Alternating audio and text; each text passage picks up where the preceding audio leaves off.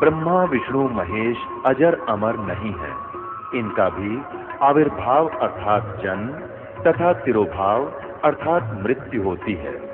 प्रमाण के लिए देखिए देवी भागवत महापुराण। ब्रह्मा, मैं, विष्णु और शिव, यह तुम्हारी प्रभाव से जन्मवान है। हम तो जन्मवान है, हमारा तो जन्म होता है और मरते हैं, मृत नहीं है, हम अविनाशी नहीं है। फिर इंद्रादि दूसरे देवता नित्य किस प्रकार हो सकते हैं?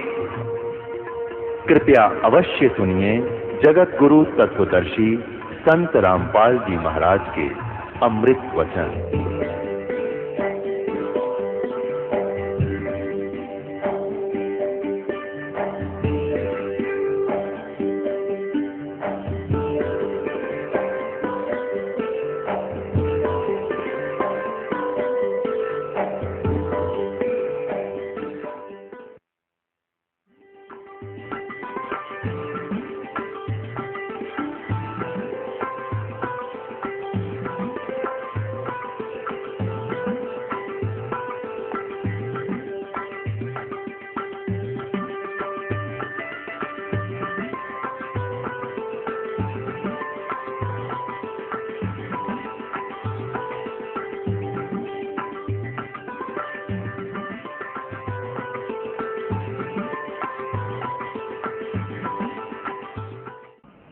परम पिता परमात्मा पूर्ण ब्रह्म सारी सृष्टि के रचनहार कबीर परमेश्वर जी की असीम रजा से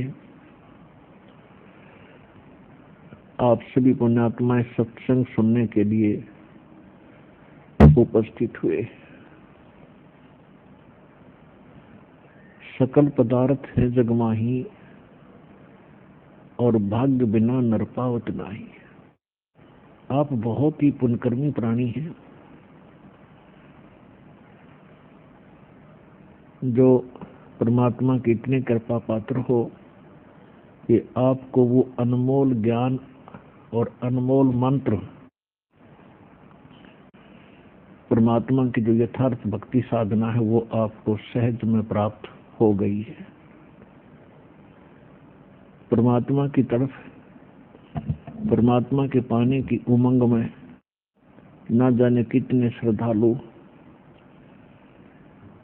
बहुत ही असंख्य जन्मों से प्रयत्न कर रहे हैं। उन्होंने परमात्मा पाने के लिए कितनी कठिन साधनाएं की हैं, हजारों वर्षों तक तपस्याएं की, शरीर के ऊपर दीमक चढ़ गई और भी बहुत से प्रयत्न उन्होंने किए। जैसा भी उनको किसी नीम हकीम गुरु ने जो भी साधना मंत्र बताया उसका भी बहुत जाप किया, लेकिन जब तक हमें आम का बीज नहीं मिलेगा और आम की महिमा सुनाने वाले बहुत मिल जाएं और वो बीज देते हैं बबूल का, किक्कर का, तो किक्कर बीज का और उसकी कितनी सेवा श्रद्धा से करो, आम नहीं लगेंगे, किक्कर के बीज के कांटे ही प्राप्त होंगे। और आम बीज करके फिर उसी तरह लगन से, उसी श्रद्धा से आप उसकी सेवा सेवन करोगे, उसकी सिंचाई करोगे, सुरक्षा रखोगे, तो आम के बीज से उत्पन्न पौधे से पेड़ बनेगा, पेड़ के फिर आम ही लगेंगे। तो आपको वो आम का बीज मिल गया, वो यथार्थ भक्ति विधि मंत्र मिल गए। अब आप जी को चाहिए इसको बड़ा संभाल के रखना। जैसे माता गर्भ को रख यत्न बनाए, ठेस लगे तो छिन्न हो, तेरी ऐसे भक्ति जावे। पुण्यात्माओं, आपको जब इस मंत्र की महिमा का और इसकी कीमत का पता चलेगा, आप इतने सतर्क हो जाओगे जैसे किसी बहन बेटी को बहुत ही समय उपरांत या वैसे भी गर्भ रह जाता है, तो फिर उसके प्रति वो कितनी सतर्क होती है। और बड़ी बूढ़ियां भी उसको बताती हैं, बेटा ऐसे ना करना, ऐसी वस्तु ना खाना, ऐसे सावधानी से कदम रखना ताकि तेरा बच्चा खराब ना हो। और वो भी रात्रि के समय भी जब नींद के अंदर होती है, कभी करवट बदलती है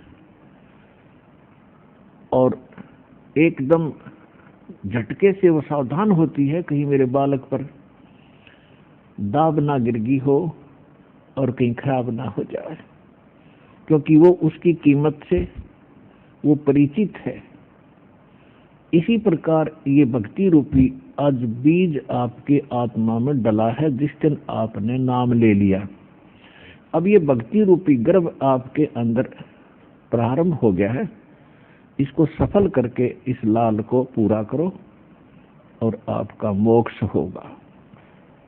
धन जननी धन भूमि धन, धन नगरी धन देश, धन करणी धन कुल धन, जहाँ साधु परवेश।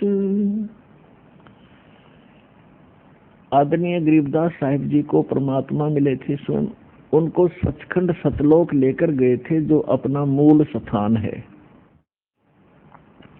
जहाँ सर्व सुख है, कोई दुख नहीं, वहाँ ना वृद्ध अवस्था है ना मृत्यु है, वहाँ सदा युवा रहते हैं, कोई काम नहीं। वो सुख आपको वहाँ प्राप्त होगा जिसकी खोज आप इस 21 ब्रह्मांड की काल की जेल में खोद रहे हो। यहाँ पर प्रत्येक वस्तु का अभाव बना ही रहता है, कोई ना कोई चीज का अभाव यहाँ बना ही रहता है, और वहाँ किसी वस्तु का अभाव नहीं है। तो आदरणीय गरीबदास साहिब जी को परमात्मा उस स्थान पर लेकर गए, वहां से वापस छोड़ा, अपने से परिचित कराया, यथार्थ ज्ञान उनको दिया, उनका ज्ञान योग खोल दिया। उसके बाद आदरणीय गरीबदास साहिब जी ने परमात्मा से प्राप्त उस ज्ञान को हमारे लिए कैसे वर्णित किया है। धन जननी धन भूमि धन, धन नगरी धन देश, धन करणी धन कुल धन, जहाँ साधु परवेश। गरीब संत सुरसरी चलत है, मारू देश बहंत, बागड़ मंज बिलास हो, ऐसे नदी सुरसरी संत।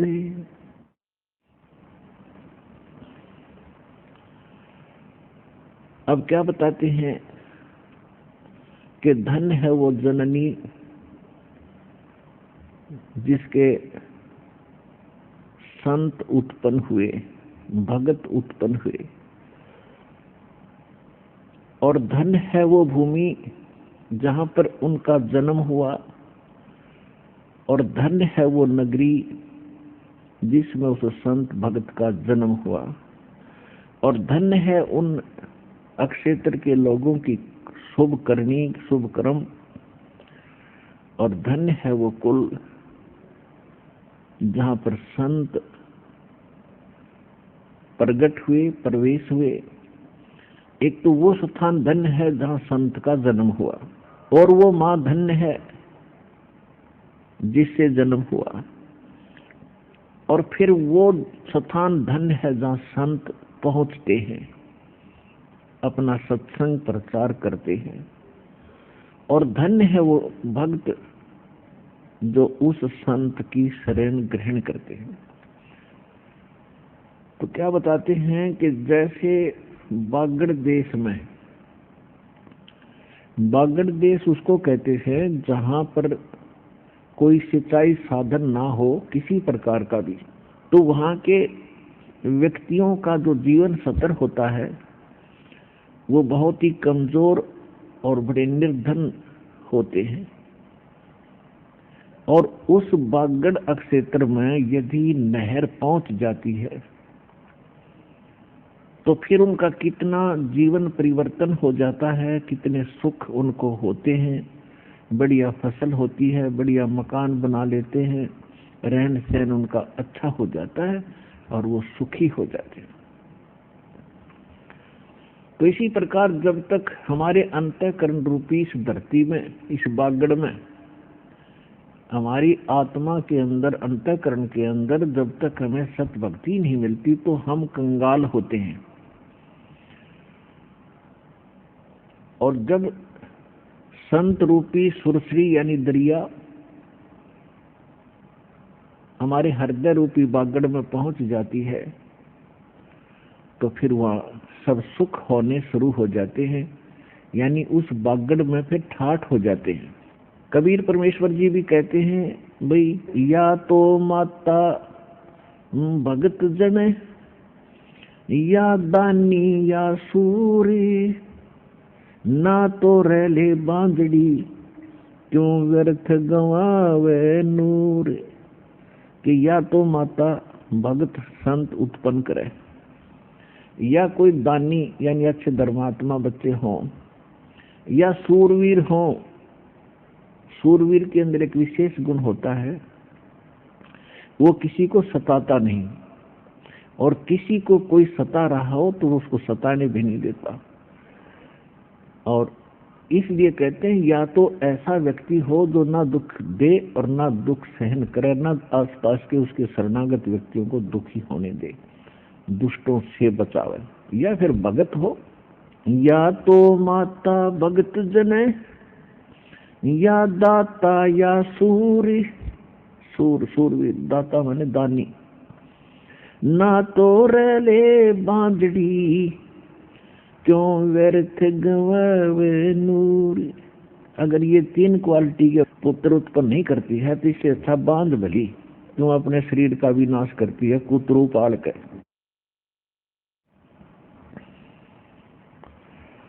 धन जननी धन भूमि धन्य, धन नगरी धन देश, धन करनी धन कुल धन्य, जहाँ संत परवेश।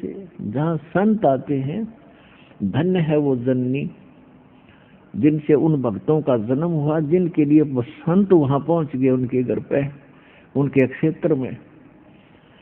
और धन्य है वो भूमि, धन्य है वो देश, पूरा देश।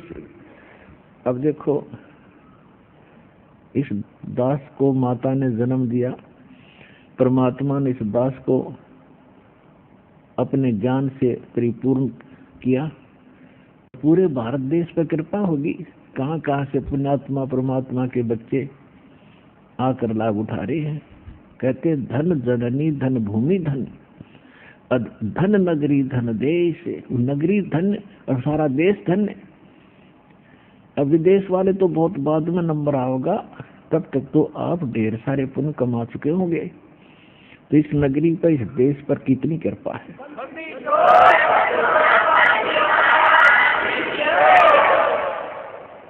संत सुरसरी चलत है ये मारू देश बहंत, बागड़ मंज बिलास हो ऐसे नदी सुरसरी संत। अब परमात्मा कहते हैं साधु संत एक जनसाधारण से नजर आते हैं, लेकिन उनके अंदर एक विशेष परमात्मा की पावर होती है।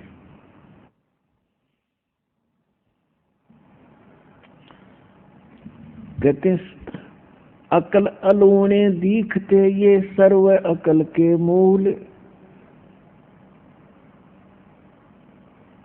सदा रटे हरि नाम को ये झूले अनहद झूल।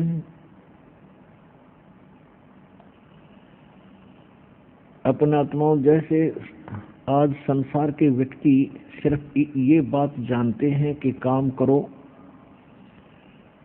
और जो काम नहीं करते और सत्संग वगैरह में जाते हैं, 2-2 3-3 दिन लगा कर आते हैं, तो उनको मूर्ख समझते हैं। तो उसके विषय में सूक्ष्म वेद में बताया है कि अकल अलूने दीखते, अकल अलूने बिना अकल के, यानी मूर्ख नजर आते हैं साधु संत भक्त, समाज के लोगों को। उसके विषय में क्या बताया है कि अकल अलूने दीखते, ये सर्व अकल के मूल, और ये सदा रटे हरि नाम को, ये झूले अनहद झूले। समाज को तो भक्त कति मूर्ख दिखे और भगत ने समाज मूर्ख दिखे, क्योंकि वो कर क्या रहा है, जिसको ठी बंगले और कार परिवार के लिए वो सारा जीवन न्यौछावर कर देता है और सारा जोड़ा जाड़ा यहीं रह जाता है, 1 मिनट में मृत्यु हो जाती है। और अगले जन्म में उसके साथ क्या होगा, पशु पक्षी की योनियां भोगेगा, उन जोनियों में जाएगा। तो भक्तों को वो इसलिए अनजान दिखाई देते हैं समाज के लोग, जगत के व्यक्ति, कि ये तो अपना जीवन व्यर्थ कर रहे हैं। और उनको केवल हम बुरे इसलिए अच्छे नहीं लगते, मूर्ख दिखाई देते हैं कि ये कामना करते, धंधा नहीं करते, खाओगे कहां से। तो ये उनकी अपनी सोच है और अध्यात्म मार्ग इसके विपरीत है। आप काम भी करते हो, ऐसा थोड़ा काम नहीं करते, लेकिन इस काम के साथ साथ परमात्मा का नाम गाना जरूरी था, जो जगत नहीं कर रहा, इसलिए वो अनजान है। तो यहां परमात्मा कह रहे हैं कि अकल अलूने दीखते, ये सर्व अकल के मूल। ये तो सब जो अकल अलूने, जिनमें जो दिखे अकल नहीं है, इनमें मूर्ख है। ये कहते ये न तो सर्व अकल प्राप्त है, ये तो बहुत विद्वान और बुद्धिमान व्यक्ति हैं जो परमात्मा की भक्ति कर रहे हैं। अब फिर परमात्मा बताते हैं कि वो साध जो नकली हैं, भक्ति भी करते हैं, संत हैं, वो नकली गलत साधना करते हैं, गलत मंत्र देते हैं, गुमराह किए बैठे हैं भक्तों को, उनके विषय बता रहे हैं कि जो तुम बाह्य आडंबर करके जनता में एक भगत बने दिखाई देते हो, किसी ने माला पहन रखी है, किसी ने तिलक लगा रखे हैं, किसी ने मूंड मंडवा रखा, किसी ने बड़ी बड़ी जटाएं बढ़ा रखी हैं, तो उसके विषय में कहा कि भक्ति करने से बात बनेगी, ये लोग दिखावा करने से परमात्मा प्राप्ति नहीं होगी। कहते कंठी माला सुमरनी, ये सभी सिलसिला मेट, कन फूका गुरुआ मिले, जो जम मारी फेंट। कंठी माला सुमरनी, भाई पैरे से क्या हो, ऊपर डूंडा साधु का और अंतर राख्या खो। ये कंठी माला टिक्की बिंदी लाख है और न दिखा बड़ा साधु संत भगत होगा। कहते ऊपर ते डूंडा साध का और बड़ा महापुरुष दिखाई देता है, और सत भक्ति है नहीं, तो अंदर भक्ति का नाश करे बैठा है तू। क्या बताते हैं, केले की कोपीन है और फूल पान फल खाही, नर का मुख नहीं देखते, जो बस्ती निकट ना जाही। वो जंगल के रोज हैं जो मनुष्यों बिद के जाही, निस्दिन फिरो उजाड़ में, नो परमात्मा पावे नाही। एक समय एक व्यक्ति कह रहा था कि मैं एक बार हरिद्वार से आगे ऋषिकेश पहुंच गया और उससे भी आगे एक जंगल में चला गया। बहुत से भक्त और भी व्यक्ति जा रहे थे, मैं भी उनके साथ साथ चला गया कि कहाँ जा रहे हैं। तो वहां पता चला कि वो बहुत से व्यक्ति पहले ही वहां विराजमान थे और वो कह रहे थे कि यहाँ जंगल में संत रहता है, तन पर कपड़े नहीं रखता, शरीर पर केले के पत्तों से अपने लंगोट के स्थान पर बांध लेता है, और ना नगर किसी शहर में कुछ मांगने आता है, और इंसान से भाग जाता है, वो किसी मनुष्य के आसपास नहीं आता। और उसके विषय में ये कहा जा रहा था कि जिसको उसके दर्शन हो जाते हैं उसका बेड़ा पार हो जाता, वो धनी हो जाता है। तो बहुत से व्यक्ति वहां बैठे थे, आपस में चर्चा कर रहे थे। एक कह रहा था कि एक दिन मैं ऐसे ही यहाँ बैठा था और वो महात्मा आए और मुझे देखते ही वापस भाग गए जंगल में। मेरा भी ध्यान बाद में पड़ा जब वो भागते नजर आए। यदि उनके दर्शन हो जाते तो बेड़ा पार हो जाता।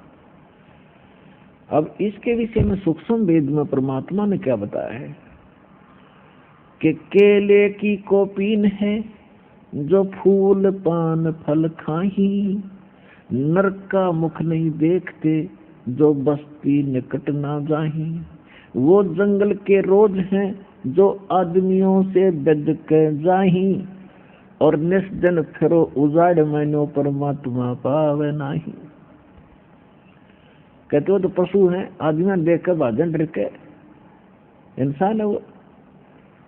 देर डांडे खुश रहो ये खुसरे लहे ना मोक्ष, दहु प्रहलाद भाई पार होगे फिर गृहस्थी में क्या दोष।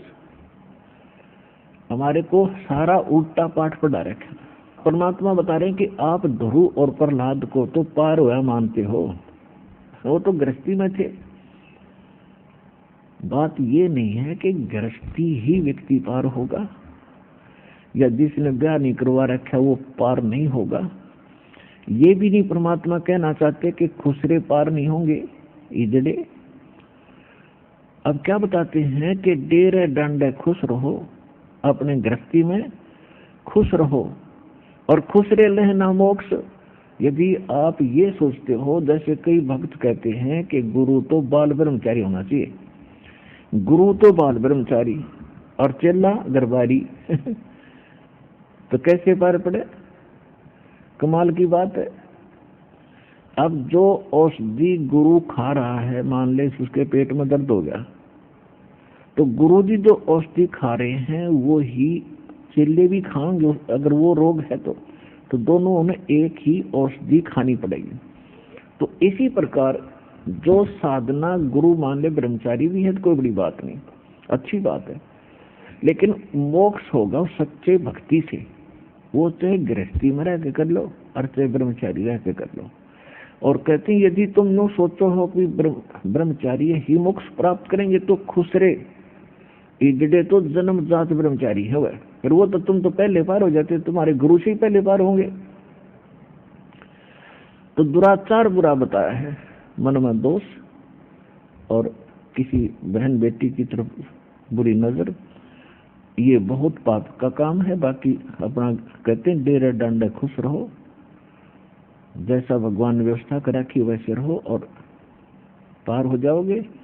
तो यहाँ बता रहे हैं कि फिर कहते हैं डंब करें डूंगर चढ़े अंतर झीनी धूल, जग जाने बंदगी करें ये बोवे सूल बबूल। अब हमने ज्ञान तो था नहीं, हमको साधु संत को देख लेते और वो डोंगी थोड़े से ऊंचे स्थान पर बैठा करे, सब न दिख जाने हाँ साधु बैठा चमता बैठे। तो श्रद्धालु तो भगवान की तलाश में होते ही वहां पहुंच जाते हैं, उन्हें चढ़ावा मत्था टेकें, दूधों के लोटे ले जावें।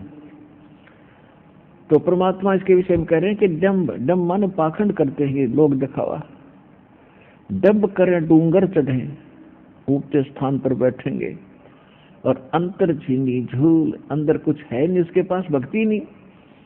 और दुनिया ये समझते हैं जग जाने बंदगी करे, दुनिया ने सोचे बड़ा भगत है वो तब वो सूल बबूल, क्योंकि साधना ठीक नहीं, अपने कर्म बिगाड़ रहा है, अपना जीवन नाश कर रहा है। अब परमात्मा बताना चाहते हैं कि जब तक आप सत भक्ति नहीं करोगे तो आपका जीवन व्यर्थ हो जाएगा। बिन उपदेश अचंभ है ये क्यों जीवत है प्राण, भक्ति बिना काठोर है ये नर नाही पाषाण। क्या बताना चाहते हैं परमात्मा?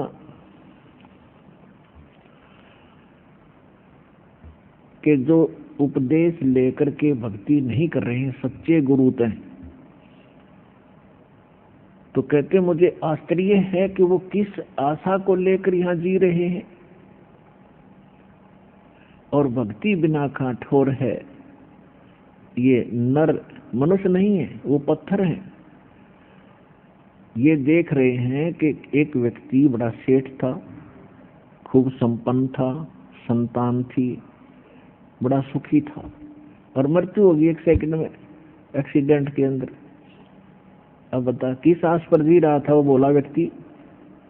तो यह परमात्मा कहते हैं बिन उपदेश अचंभ है, आश्चर्य है, ये क्यों जीवित है, प्राण किस लिए जी रहे हैं। और भक्ति बिना काठोर है, ये पत्थर है, मनुष्य नहीं, नर ना ही पाषाण। अब परमात्मा बताते हैं कि साधना भी कर रहे हो और विश्वास नहीं आपको परमात्मा की भक्ति में, तो वो भक्ति भी व्यर्थ है। एक समय ये दास जब इस नाम से लगा नहीं था, तो हम भक्ति तो करते ही थे, क्योंकि पिछले संस्कार गणे अच्छे थे, भक्ति हम करते थे। कैसी करते थे? जैसे श्री राम को भगवान मान लिया, श्री कृष्ण को भगवान मान लिया, विष्णु जी के हम पूरे पुजारी थे। उसके साथ साथ अपनी घरेलू साधनाएं बाबा श्याम जी की वो अलग से करते थे। राजस्थान के अंदर सालासर जाते थे उस पत्थर पर मत्था घिसाने के लिए, तो लगन बहुत थी। अब पता चला कि वो रास्ता ना होने से, ठीक रास्ता ना मिलने से हम लोक वेद के आधार से साधना कर रहे थे। तो कबीर परमेश्वर जी कहते हैं, हमें समझाने के लिए बताना चाहते हैं कि पीछे लग गया जाऊं था मैं लोक वेद के साथ, रास्ते में सतगुरु मिले भाई दीपक दे दिया हाथ। लोक वेद का अर्थ होता दंत कथा, सुनी सुनाया ज्ञान, अक्षेत्रीय ज्ञान। जो यथार्थ ना हो उसको लोक वेद कहते हैं। जैसे लोक वेद था कि ब्रह्मा विष्णु महेश सर्वेश्वर हैं, सब इनके कोई माता पिता नहीं। और विष्णु जी की भक्ति करने से पूर्ण मोक्ष प्राप्त होता है।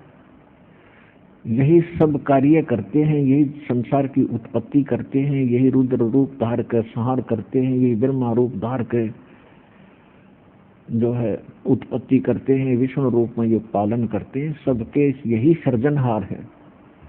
ये थी बकवाद, ये था लोक वेद, ये झूठा ज्ञान। अब इनकी जीवनी से पता चला ये नासवान है, इनकी जन्म मृत्यु होती, ये सर्वेश्वर नहीं है। ये तो सर्वेश्वर होंगे कहा, इनका बाप भी सर्वेश्वर नहीं है, ज्योति निरंजन इनके माता पिता है। माता इनकी दुर्गा है, पिता इनका युकाल ज्योति निरंजन 21 ब्रह्मांड का स्वामी। तो परमात्मा कहते हैं कि पीछे लग जाऊं था मैं लोक वेद के साथ। जैसे ये दास पहले श्री राम श्री कृष्ण का कट्टर पुजारी था, विष्णु जी के अंदर विशेष आस्था थी, इसके पैरेलल इसके समांतर हनुमान जी का भी खूब श्रद्धा थी। तो बिना ज्ञान के तो हम ऐसे ही हैं। और भी किसी देव की महिमा सुनते थे, उस पर भी आसक्त हो जाते थे। तो फिर सतगुरु मिले तो पता चला, उन्होंने एक तत्व ज्ञान रूपी टॉर्च दे दी, एक लैंप दे दिया, लालटेन दे दी, दीपक। अब हम उसकी रोशनी में भटकेंगे नहीं, सीधे मार्ग चलेंगे। तो पहले ये दास जो लोक वेद के आधार से साधना करता था, तो उस समय जो हमें स्वाभाविक अपने संस्कार के सुख हो रहे थे, जैसे बच्चे को सबसे पहला सुख तो होता है वो पढ़ रहा है, पास हो जाए, तो पास होते चले गए। और जो साधना जैसी भी हम करते थे, जिनको भगवान मानते थे, ये श्रेय हम उनको दे रहे थे कि भगवान श्री विष्णु जी ने, श्री कृष्ण जी ने बच्चे सोचा करके पास कर दिया। फिर साथ में हनुमान जी की पूजा करते थे, हनुमान जी याद आ गए तो हनुमान जी ने पास कर दिया। फिर श्याम जी याद आ गए, श्याम जी ने पास कर दिया। फिर नौकरी लगी तो यही क्रेडिट देते थे कि भगवान विष्णु, भगवान शिव जी और बाबा हनुमान, इनकी दया होगी। फिर वहां हो गया, संतान हुई, बेटा बेटी होगी, तो ये भी श्रेय हम इन्हीं को दे रहे थे कि इन्होंने मौज कर दी। अब पता चला तत्वज्ञान की रोशनी से कि ये तो हमारा पूर्व संस्कार, पिछले जन्म के जो मस्तिष्क में लिखी हुई थी वही उपलब्ध हो रही थी, और जो साधना हम कर रहे थे वो साधना ही नहीं थी, वो शास्त्र विरुद्ध साधना थी, जिस कारण से उससे कोई सुख होने वाला था ही नहीं। गीता अध्याय नंबर 16 के श्लोक 23-24 में कहा कि शास्त्र विधि को त्याग कर जो मनमाना आचरण करते हैं उनको न तो कोई सुख होता है, न उनको कोई सिद्धि प्राप्त होती है, और न ही उनकी परम गति होती है, यूजलेस। फिर ये भी साथ में कहा है कि 24वें श्लोक में कि इससे तेरे लिए अर्जुन कर्तव्य और अकर्तव्य की व्यवस्था में सदग्रंथ ही प्रमाण है। किसी के लोक वेद पर, दंत कथा पर आश्रित ना होना, जो सदग्रंथों में लिखा वो फाइनल मानना। जो हमारे सदग्रंथों में से कौन से सदग्रंथ प्रमाणित हैं? प्रथम तो सूक्ष्म वेद है। उस सूक्ष्म वेद को हम समझ नहीं सके क्योंकि वो सिंपल लैंग्वेज में था, साधारण भाषा में, परमेश्वर कबीर जी के द्वारा दिया हुआ।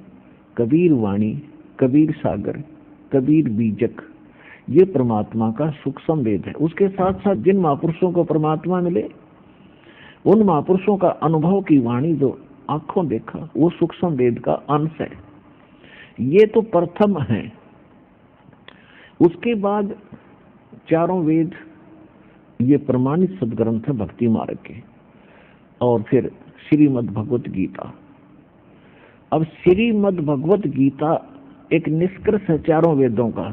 वेदों को समझना बड़ा कठिन है, और श्रीमद् भगवत गीता एक सार रूप में दे रखी है, इन सभी सदग्रंथों का निष्कर्ष है। और कोड वर्ड ज्यादा है क्योंकि किसी बहुत बड़े विवरण को और थोड़े में किया जाएगा तो उसमें सांकेतिक शब्द बहुत लिखने पड़ते हैं। तो श्रीमद् भगवत गीता में कोड वर्ड, सांकेतिक शब्द बहुत घने हैं। तो श्रीमद् भगवत गीता में जो साधना वर्णित है, और जो फिर उसमें ये कहा है कि ये मैं जो बता रहा हूं ये कंप्लीट नहीं है। चौथे अध्याय के 32वें श्लोक में बताया है कि यज्ञों की विस्तार के साथ जानकारी, यज्ञ माने धार्मिक अनुष्ठानों की, धार्मिक साधनाओं की जानकारी सच्चिदानंद घन ब्रह्म की वाणी में, ब्रह्मणे मुखे।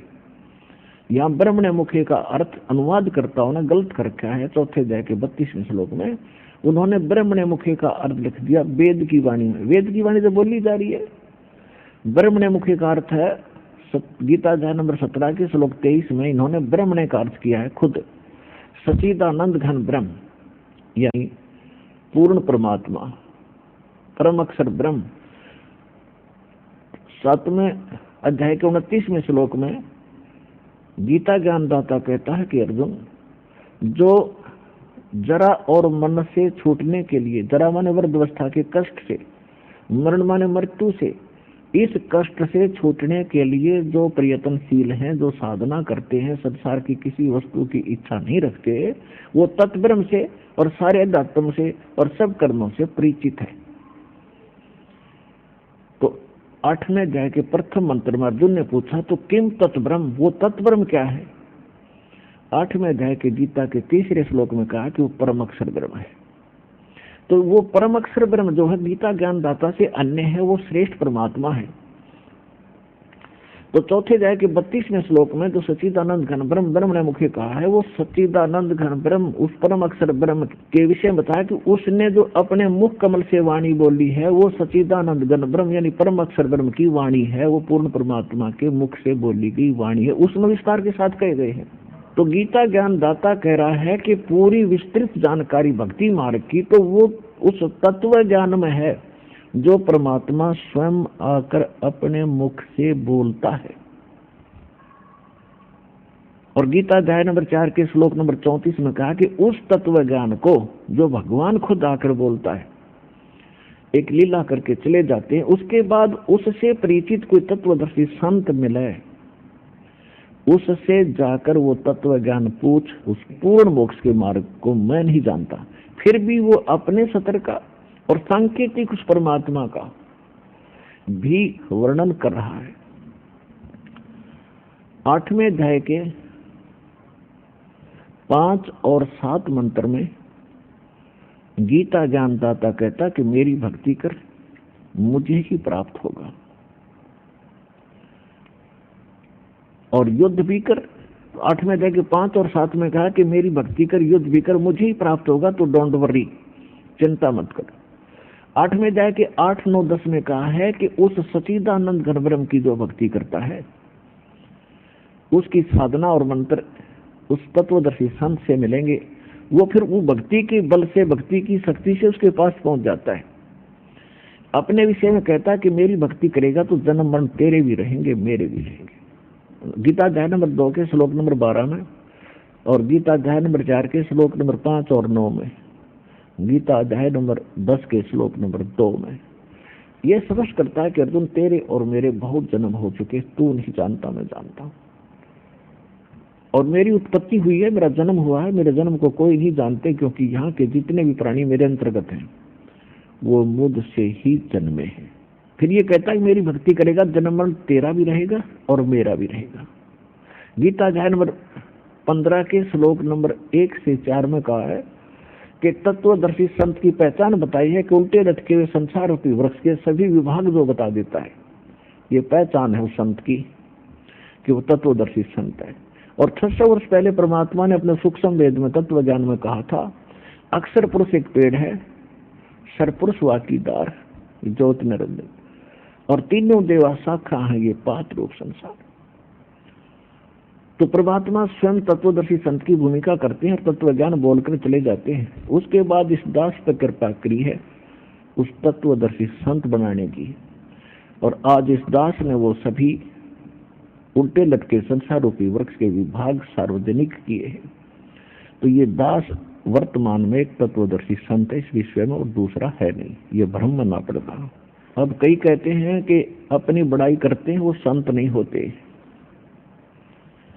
पुण्यात्मा, बड़ाई तो होती है बकवाद करना, और सच्चाई कहना बड़ाई नहीं होती।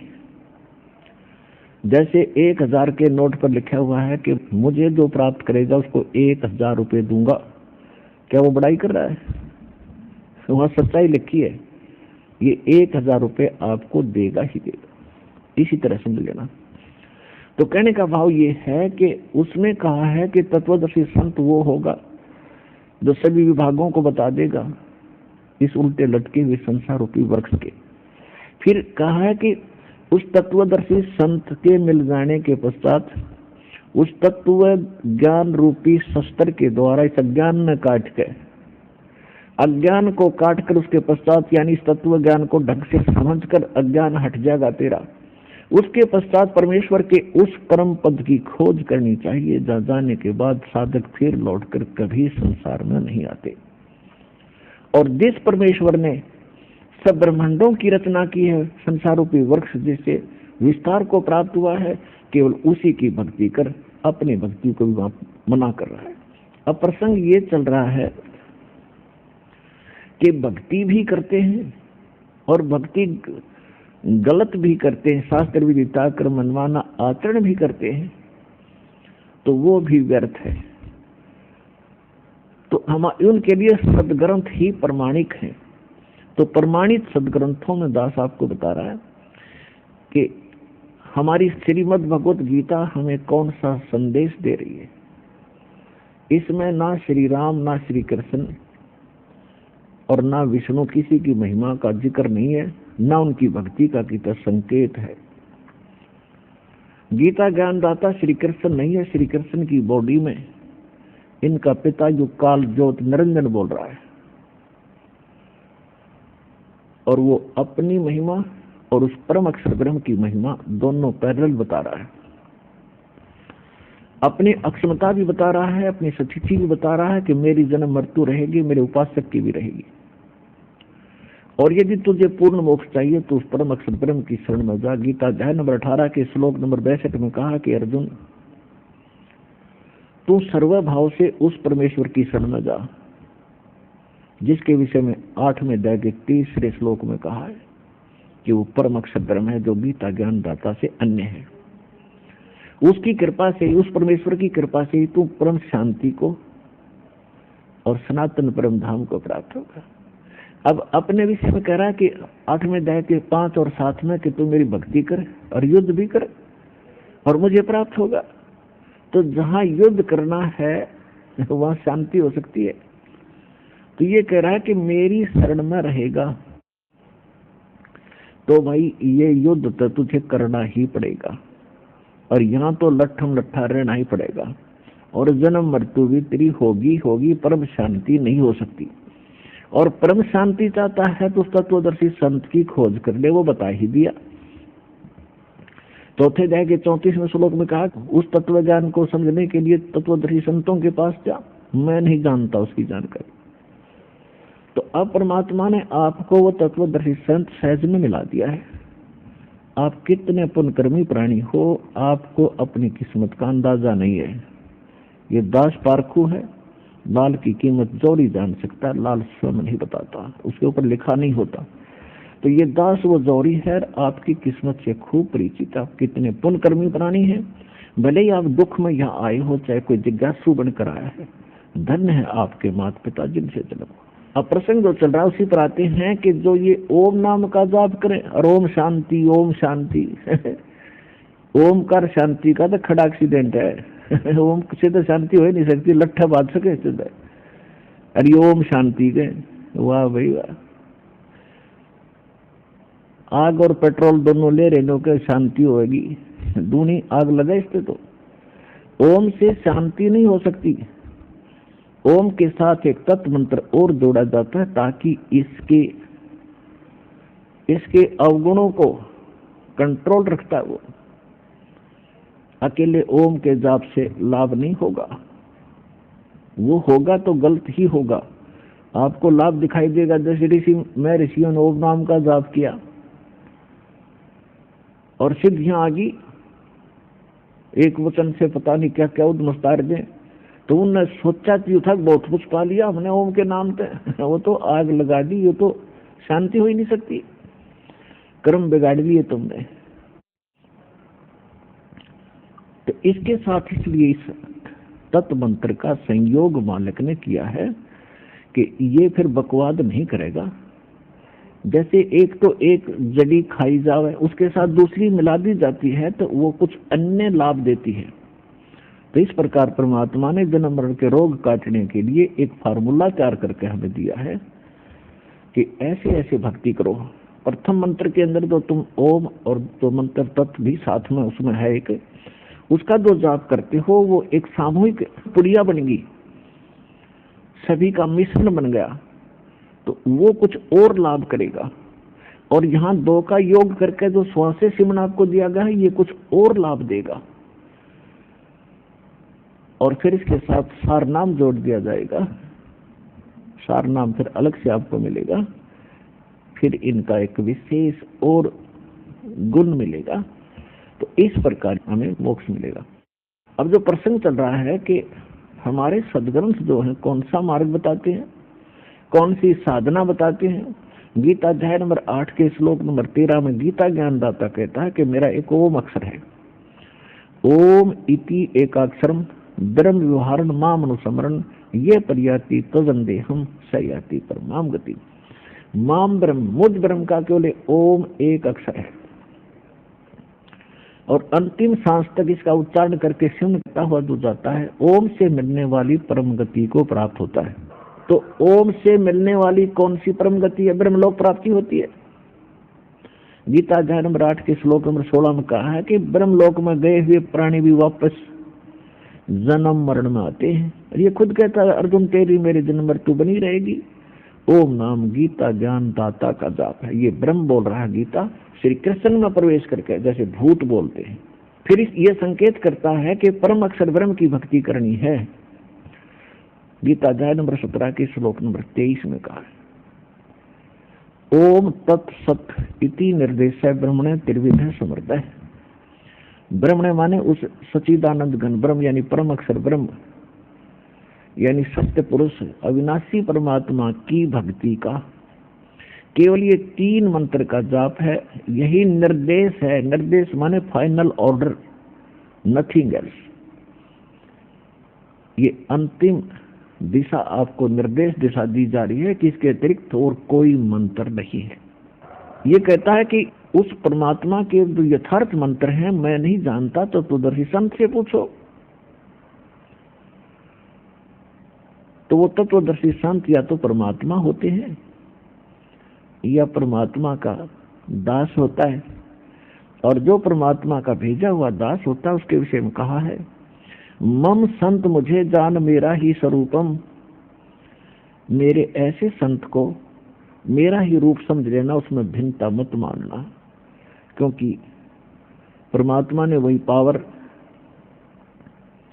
जो आपको पर्याप्त होती है और वही भक्ति सिद्धि साधना उस दास को दी हुई होती है।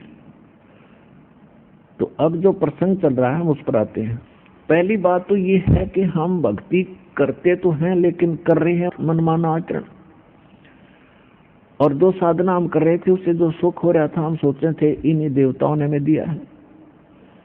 अब वो भक्त यहाँ से हजारों की संख्या में बैठे हैं जो साधना वही करते थे, पहले उनको सुख हो रहा था और फिर कर टूट गए घर पे, तो उन साधनाओं ने फिर क्यों ना मदद करी आपकी। और परमात्मा की वाणी सूक्ष्म वेद कहता है कि दुख में सुमन सब करें और सुख में करे ना कोई, और जय सुख में सुमन करें तो दुख का ही को होए। तो आप तो जन्म जात उन साधनाओं को कर रहे थे, सुखी थे तब भी वो साधना कर रहे थे, भक्ति कर रहे थे जैसी तैसी तुम्हें पता था, और उनके करते करते फिर दुख हो गए। उसका यही कारण था कि आपके पूर्व जन्म की बैटरी चार्ज थी, वो पुण्य संग्रहित थे आपके पास इकट्ठे थे, और वो आप खा रहे थे, बरत रहे थे, खर्चो खाओ। और जब पुण्य आपके समाप्त हो गए और पाप कर्मों का दौर शुरू हुआ, फिर इन पाप कर्मों ने कहर तोड़ लिया, और जो साधना आप कर रहे थे मानते थे कि इनसे सुख हो रहा है, अब वो कहाँ गई वो साधना है आपकी। अब दुख में तो दुख परमात्मा ने या दुनिया करे, लेकिन सुख में भी कर रहे थे आप तो, और फिर परमात्मा की वाणी है दुख सुख में सुमन करे तो दुख नहीं हो सकता। तो वो साधना नहीं मिली जिसके ऊपर ये वाणी अप्लीकेबल होती है। उस साधना के ना मिलने से वो भक्ति करते हुए दुखी हो रहे हो, तो वो भक्ति ठीक नहीं थी।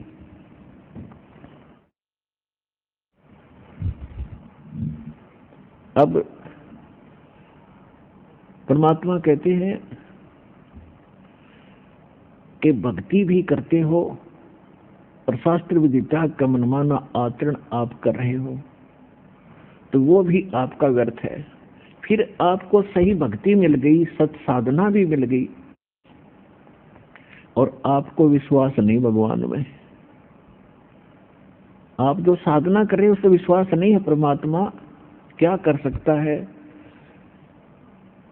ऐसा नहीं हो सकता है। जैसे पुराने ज्ञान से हम इतने कंडम हो गए, अंतःकरण इतना मलिन हो लिया, हम किसी भगत से सुनते हैं, जो प्रथम भक्त आते हैं यहाँ, और वो दूसरे पुराने भक्तों से सुनते हैं कि मुझे ये लाभ हुआ, मुझे ये लाभ हुआ, तो उनका विश्वास नहीं होता इन बातों का, क्योंकि उनके साथ कभी ऐसी घटना घटी नहीं। ऐसी घटना घटे के ऊपर वो भक्ति ठीक नहीं थी। अब कोई ये कहता है कि मैंने कनेक्शन लिया बिजली का और मेरा पंखा अपने आप चल रहा है, और दूसरा पंखा वो भी टांग रहा है और उसको कनेक्शन मिला नहीं, तार सारे फिट कर रखे हैं, कनेक्शन भी किसी करके लटका बांध रहा, कोई उसने दे रखा हो कनेक्शन, उसको पावर हाउस से संबंधित ना हो व्यक्ति, तो उसका पंखा नहीं चल रहा। वो कभी हवा में आप घूम ले, वो दूसरी बात है कि कभी कभी चलता तो है पर इतना नहीं चलता जैसे आप कहते हो। और वो कह रहा है कि मेरा डटा नहीं डटता, ऑफ करूं जब बंद हो है, तो उसका विश्वास नहीं हो रहा किसको, जिसका कनेक्शन पावर से नहीं है। और वो झूठ नहीं बोल रहा क्योंकि वो उसका प्रयोग कर रहा है, उसका आनंद ले रहा है। तो ठीक इसी प्रकार जो आपको परमात्मा कबीर जी की पावर से दास से कनेक्शन मिल गया, नाम मिल गया, उनके घर में वो सुख ऑटोमेटिकली होंगे ही होंगे। और दूसरे जो गुरु भी बना रहे हैं, उन गुरुओं के पास आगे कनेक्शन भगवान से है नहीं, तो वो समझ लो कि करके लठ का तार बांध गए, आगे तुम्हें कनेक्शन दे बैठा है, वो कति नरा निकम्मा आदमी है, उसका पावर से कनेक्शन नहीं है। परमात्मा से नहीं जुड़ा हो व्यक्ति, जिसको आप गुरु मानकर उससे नाम लिए बैठे हो। जब आप पावर से जुड़े हुए किसी तार से जुड़ोगे तो फिर आपके भी पंखे ऐसे ही खखाट ठाएंगे, ऐसे ही चलेंगे।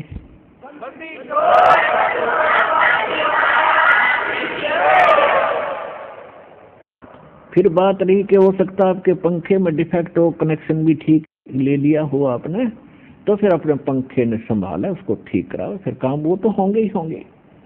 तो आपके अंतःकरण में विश्वास होना अनिवार्य है। तो दास आपको एक कथा सुना होगा। ये दास पहले हनुमान पुजारी था और वो वही साधना करते थे जैसे आम हिंदू भक्त करते हैं। और हम इतना विश्वास अवश्य रखते थे कि हम सुना करते कथा के भगवान श्री कृष्ण जी ने द्रौपदी का चीर बढ़ा दिया,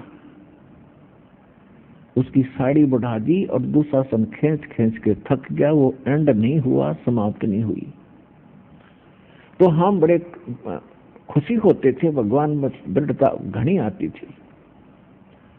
फिर हम सुनते थे कि नरसिंह जी की हुंडी भगवान ने उसको कैश करके दे दी,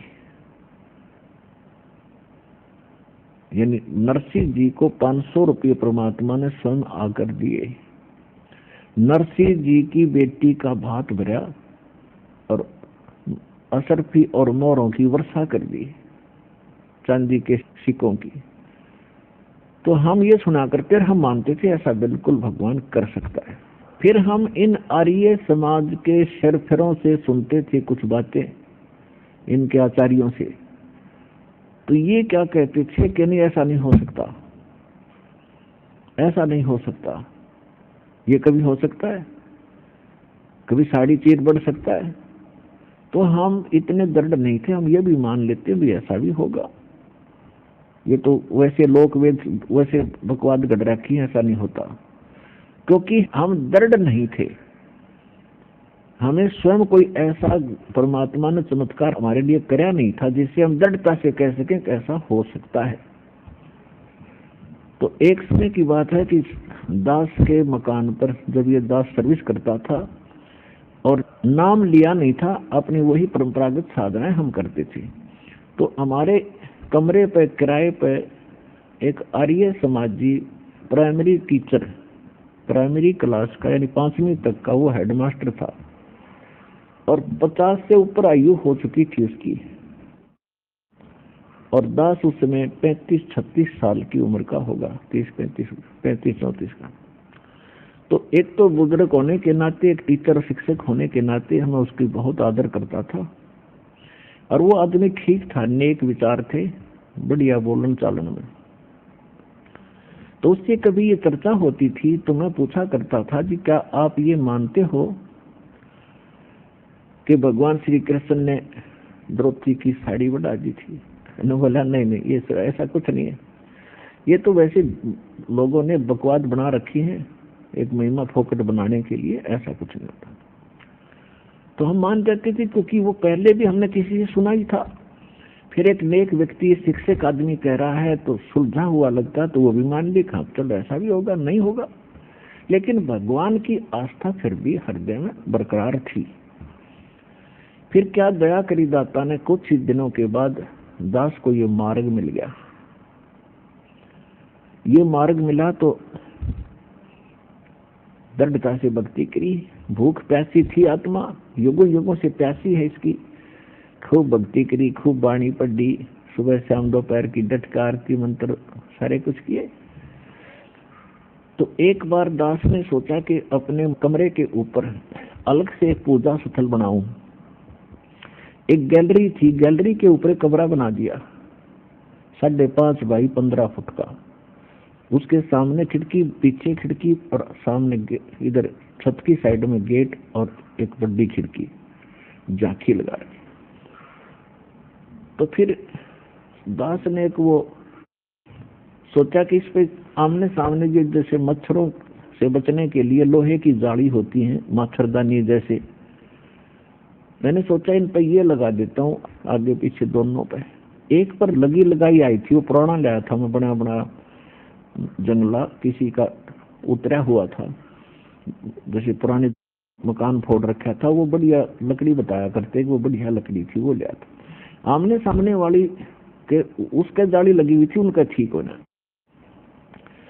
तो वो जाली लाया मैं, या तो मेरे लिखण में कितना गड़बड़ रहेगी, मैंने उसमें थी 2 फुट 8 इंच चौड़ी थी वह,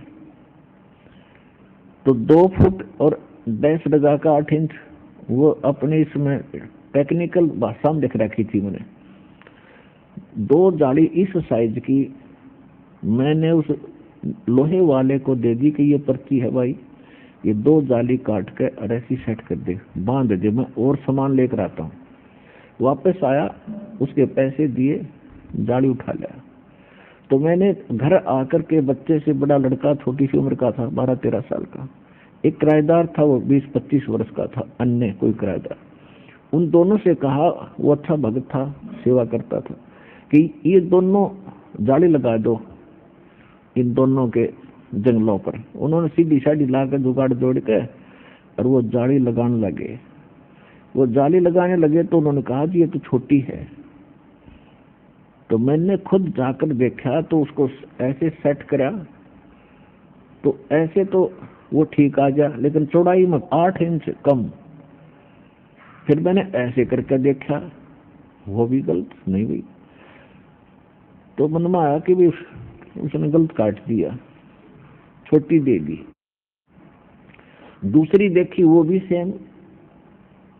फिर इतना हमारा स्वभाव था कि किसी के क्यों माथा मारा, पता नहीं वापस करेंगे कि ना करेंगे, इसको रख दो उठा कर। वो दोनों उसकी माँ ने उठा करके वो ऊपर स्टोर में डाल दी। 6 महीने बीत गए। उसके कुछ दिन के बाद दास ने ये पुस्तक छपवाई, भक्ति बोध, और दास पुस्तक छपवा कर अपने गुरुदेव को दिया करते थे, और गुरुदेव उनको फिर अपने भक्तों में बांटा करते थे फ्री ऑफ कॉस्ट, जिनको दीक्षा देते थे। दास को उस समय दीक्षा देने का अधिकार नहीं था, अपनी भक्ति करता था, जितनी सेवा हो सकती थी उतनी सेवा भी करता था। मेरे पूज्य गुरुदेव जी अधिकतर पंजाब में रहते थे। उनका पंजाब के अंदर 3 स्थान थे, एक खन्ना में, एक मोगा में, एक तलवंडी भाई जिला फिरोजपुर में, और चौथा था नजफगढ़ के अंदर अनाज मंडी के पास। वो ज्यादातर तलवंडी भाई रहते थे या मोगा के अंदर रहते थे, और यहाँ छुड़ानी आते थे केवल वो वर्ष में 2 बार। एक तो गरीबदास जी का बोध दिवस होता था मार्च में, और एक उनका होता था भादवे के अंदर निर्वाण दिवस गरीबदास जी का। तो उन दिनों आते थे। तो उस समय दास ने वो पुस्तक बनवा कर रख ली भक्ति बोध के, और उस पूजा स्थल पर एक तख्त रख के उसके ऊपर रख दी कि गुरुजी आएंगे उन्हें दे दूंगा। वो फाल्गुन में आने थे। तो तब तक एक रेनी सीजन, वर्षा का मौसम भी जा चुका था। तो मैंने क्या देखा कि जिस खिड़की में जाली नहीं लगी थी उसके अंदर से चूहे घुस गए और उनको काटना शुरू कर दिया पुस्तकों को। मैंने इन बच्चों से कहा कि भी जो वो जाली थी दोनों, वो छोटी तो थी, उन दोनों को ओवरलैप करके एक खिड़की को कवर कर दो, दूसरी तो गली में है, उधर से चूहे आते नहीं, और ये अंदर की साइड में मकान से इसके अंदर घुस रहे हैं, तो इन दोनों को एक दूसरे के ऊपर करके इसमें कवर कर दो। ऐसा दास कहकर अपनी ड्यूटी पर चला गया। तो ये बालक था, बड़ा लड़का छोटा ही, उसकी माँ कहती रही तेरा पापा कह गया है तो इसने लगा दे। लगा दो, दोनों भाई लगा के सीधी साड़ी। वही किराएदार जिसके सामने वो छोटी सिद्ध हुई थी, तो वो किसी फैक्ट्री में नौकरी करता था। वो शाम में 5 बजे के बाद आया और मैं आया 6 बजे। तो मुझे तो लगन थी आते ही कि उन्होंने लगा दी होगी तो ठीक है ना, मैं साथ लग कर लगवाऊंगा, वो तो घना खराब कर देंगे चूहे। मैंने आकर देखा लगा रखी जाली, और एक जाली वहीं पड़ी नीचे जहां वो लगा रहे थे, वहीं पर नीचे, और वो खेलने चले गए। मैंने इनकी माँ से पूछा कि ये जाली बदलवा लाए क्या ये बच्चे? तो कह रही थी कहाँ बदलवाओ थे, आपके जाते कहने लगी थी, मैं इसने भाई इसने लगा दे, यू खेलता रहा। आपके आने का टाइम हुआ, जब ये न लाई है दोनों ने डरता ने। अब मैंने उतार कर दिया स्टोर से, क्योंकि तो मैं हैरान हूँ। मैंने सोचा भाई ये कैसे हो गए कि बिल्कुल छोटी थी, 8-8 इंच छोटी थी, और एक जाली पूरी लगकर पूरी कवर करके 8 इंच और ऐसे मुड़ी हुई थी साइड में, ऊपर से नो की नो, साइडों से ऐसे 8 इंच वो बढ़कर 8-7 इंच और ऐसे मुड़ी हुई थी नो। मेरे यह बात गले उतरे नहीं, क्योंकि हमारे साथ कोई ऐसा चमत्कार मालिक का होया नहीं था, बेशक के हम भगत बने हुए थे। मैंने उसकी माँ से पूछा तो सच बता, ये जाली वही है या ये बदलवा के लाए? कहने लगे ये बदलवान का है। ये कहाँ बदलवा था, गेर बेचे का था दोनों ने, ये तो वही मैंने उतार कर डाली है। ये बालक है, इसने कहाँ बदलवान किया थी पता है? मैंने कहा बच्चा कहाँ है? ये खेल रहा था बाहर, उसको बुलाया। मैंने कहा बेटा मेरे सिर पर हाथ रख और कबीर भगवान की कसम खा कि जाली वही है। कहता पापा जाली वही है, भगवान की कसम। अब पुण्यात्मा हमारे साथ ये घटना कभी घटी नहीं थी, मैंने सुनी थी आज तक। तो पुण्यात्मा उस दिन के बाद दास का जीवन बदल गया। सतकुर जो चावे सो कर ही, 14 कोट दूत जमडर ही, ऊट भूत जमत्रास निवारक चित्रगुप्त के कागज पार।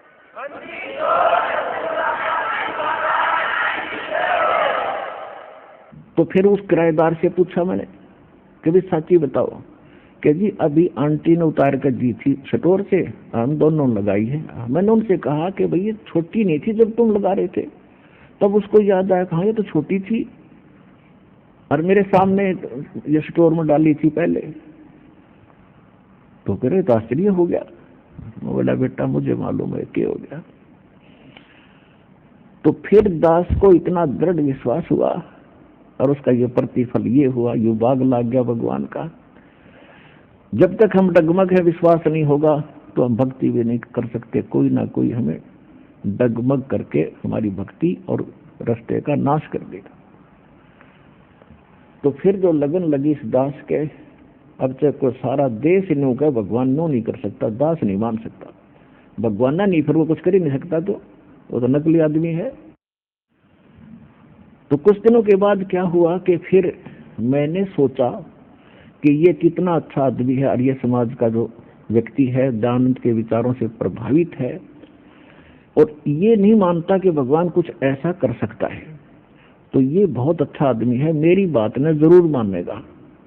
क्योंकि मैं कोई लटोटर करनिया ना, मैं कोई दुनिया को ठगने वाला नहीं ना, कोई जब तक उपदेश देने का भी आदेश था कोई ने सोचा लालच में कर रहा होगा, तो इसको मेरी बात का विश्वास होगा। और कोई मैं अनएजुकेटेड नहीं, जूनियर इंजीनियर की पोस्ट थोड़ा बहुत कर डायबी हूँ, तो मेरी बात शायद ये जरूर मानेगा। तो मैंने उसको बुलाया अपने बैठक में, ड्राइंग रूम में, और उनसे फिर चर्चा शुरू की। बच्चे वहीं बुला लिए, इनकी माँ बुला ली, और मैंने कहा जी मास्टर जी क्या आप मानते हो कि भगवान श्री कृष्ण ने साड़ी बढ़ा दी थी? कैसी बात करते हो आप? नहीं ऐसा कुछ नहीं हो सकता। मैंने कहा कि देखो ये सामने जाली लगी है बाहर, आप देख लो बेशक, और ये जाली छोटी थी 8 इंच, 8 इंच तक पूरी होगी, 8 इंच और बढ़ रही है, यानी लगभग 16 इंच ये और बढ़ गई हमारी जाली, लोहे की बढ़ गई। आप विश्वास करो हमारे पे।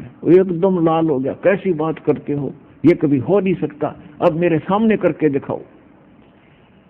मैं बड़ा हैरान हो यार, आदमी दिखा था बढ़िया, ये तो गोबर है कतिया डंगा, डांगर क्या बोला, किताब करके दिखा। मैंने कहा जी मैं ये नहीं कहता कि मैंने कराया, भगवान ने किया, कैसे मैं नहीं मानता।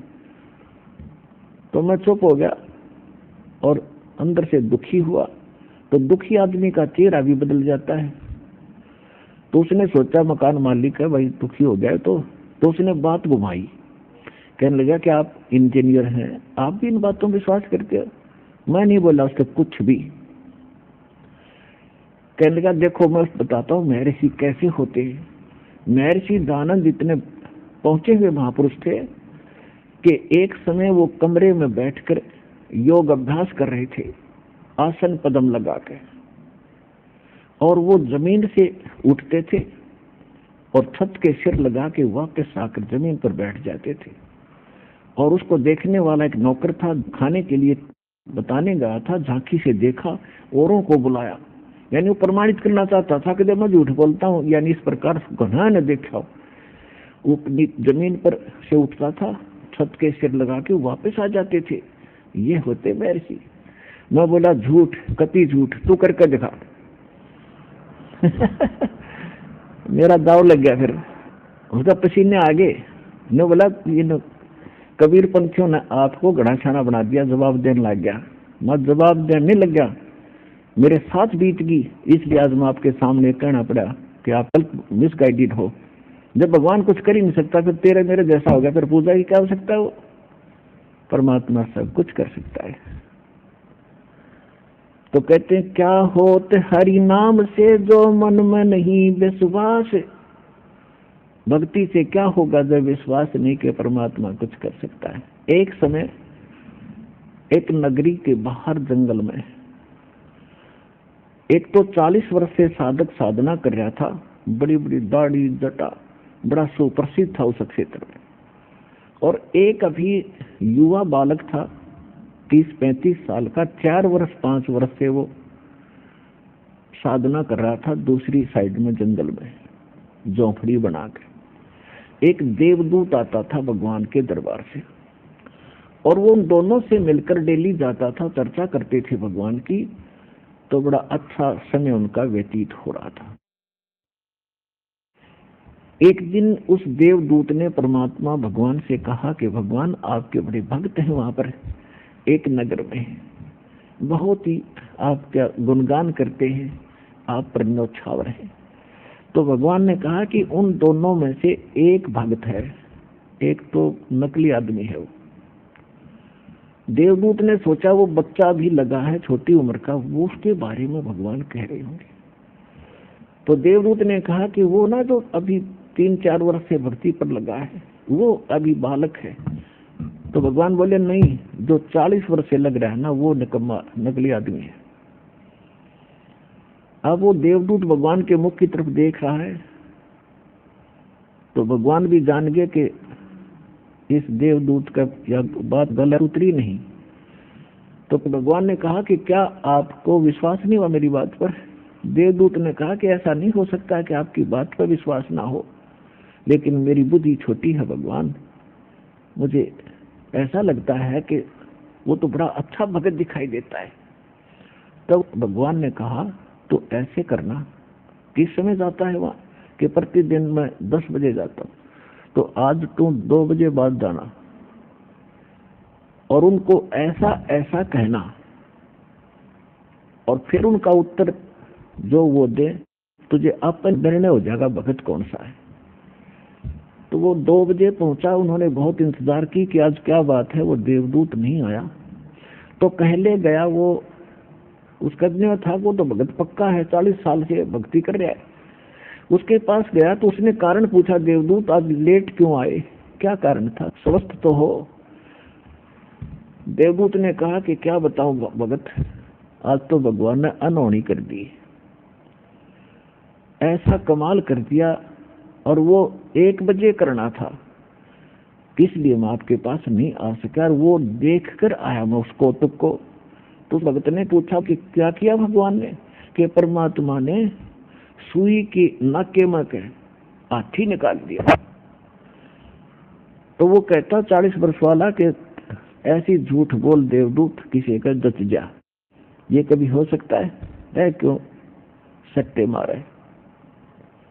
अब वो देवदूत भगवान की बात याद आती है, अरे सचमुच ये तो पशु है, जब इसका इतना विश्वास नहीं भगवान क्या नहीं कर दे, फिर क्यों डलेट हो रहा है। उठ कर चल पड़ा, फिर चला दूसरे के पास जो कुछ ही समय से भगवान की भक्ति पर लगा था। अब उसके पास जाकर उसने सोचा यूं तो पता नहीं क्या सुना होगा, जब इतने पुराने भक्त ने ये उत्तर दिया इसका। उसने कारण पूछा भक्त ने कि देवदूत इतना देर से आने का क्या कारण था, आपके इंतजार कर रहा था, आप आते हो तो चर्चा होती है भगवान की, आनंद होता है। तो उसने कहा कि क्या बताऊं भक्त, बताऊं तो जच्चा नहीं और बिना बताए मेरा पच्चा नहीं, बतानी जरूर पड़ेगी। अब बता भाई बता क्या बात है। कि 1 बजे भगवान ने ऐसी अनहोनी कर दी, बस पूछो मत, कि पर बस कमाल कर दिया। आश्चर्य की बात है कि हाथी को सुई के नाके में निकाल दिया। तो वो भगत कहता है ये कोई आश्चर्य है, भगवान काट दे सारी पृथ्वी ने सुई के नाके में गए, तो हाथी की बात करे।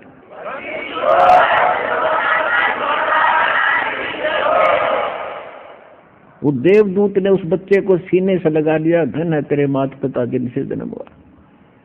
जब भगवान पे विश्वास नहीं है तो फिर डले क्यों ढो रहे हो, क्यों भक्ति कर रहे हो। भगवान जो चाहे सो कर सकता है। क्या बताते हैं सूक्ष्म वेद में गरीबदास साहिब ने परमेश्वर कबीर जी की महिमा बताई है। मौला थल से जल करे और जल से थल कर देत, साहेब तेरी साहेबी श्याम कहूं के श्वेत। अब क्या बताया है कि परमात्मा पूरी पृथ्वी को जल से भर दे, हजारों फुट ऊंचा एक पल में, और सब तहस नहस कर दे, और दूसरे पल में एज इट इज न्यो का न्यो बना दे। जो जहां बैठा जो काम कर रहा है, जितने बच्चे एज इट इज बना देता है। तो कहते हैं परमात्मा तुम्हें भला कहूं या बुरा कहूं। एक भक्त था, अपने आत्माओं परमात्मा प्रत्येक युग में आते हैं और अच्छी आत्माओं को मिलते हैं। उनका विधान आपको वेदों से प्रमाणित भी दास ने कर दिया। तो हम क्या करते हैं, हम पूरा ज्ञान ना समझ कर फिर नाम नूम लेकर फिर अपनी धुन से लगे रहते हैं। तो वो भी हमारी कमजोरी होती है। क्योंकि जैसे एक ग्राउंड है खेलने का, बच्चे जिसमें मैच खेलते हैं और उसकी कुछ मर्यादा बना रखी है कि इससे बाहर नहीं जाना चाहिए आपने। उससे बाहर जाते तो हम फाउल ही खेल रहे हैं, चाहे कितने किलोमीटर तक कबड्डी कबड्डी करते अंडे जाओ, वहां लाभ आपको मिलेगा नहीं। वो तो उसी में करना जो कुछ करना आपने, तो मर्यादा के अंदर रहना चाहिए। फिर भी परमात्मा ने ये भक्ति बनाए रखने के लिए प्रत्येक युग में ये मंत्र दिए प्रथम, और उनकी उन्होंने डट कर भक्ति करी, क्योंकि श्रद्धालु और उसी के लिए निकले थे घर से। तो उन्होंने खूब भक्ति की, उनसे सिद्धियां भी साथ इसमें पैरेलल आ जाती हैं। सूक्ष्म वेद में लिखा है कि शब्द महल में सिद्धि 24 और हंस से छोड़े विश्व 20। हमारे इस मंत्र के अंदर 24 सिद्धियां आ जाएंगी। और यहाँ के भगत और संत तो एक आधी सिद्धि प्राप्त करके हल्दी की गांठ प्राप्त करके पंसारी बन जाते हैं। तो ये सिद्धि आपको बर्बाद कर देंगी, इन सिद्धियों की आवश्यकता नहीं है। एक समय एक सिद्ध पुरुष के 2 शिष्य थे और उसने बता रखा था कि तुम ऐसी साधना करो, ऐसी साधना करने से तुम्हें सिद्धियां प्राप्त होंगी और जगत में तुम्हारी महिमा हो जाएगी। और जब घर से निकलने के बाद साधु संत जो बन रहे नकली, इन रोटी का रोला गणा रहे कि तुम्हें टूक मिलता रहेगा, उस सिद्ध लास्ट में यही फाइनल कर लेते हैं, उस सिद्ध की मृत्यु होगी। और वो 2 चेले थे तो कई जने 2 मित्र थे, उनमें से आपस में आश्रम में रहते थे। उनकी मृत्यु के बाद वो जंगलों में चले गए अलग अलग दिशा को, कि वे गुरु जी ने जो साधना बताई है डट कर भक्ति करेंगे और सिद्धियां प्राप्त करेंगे।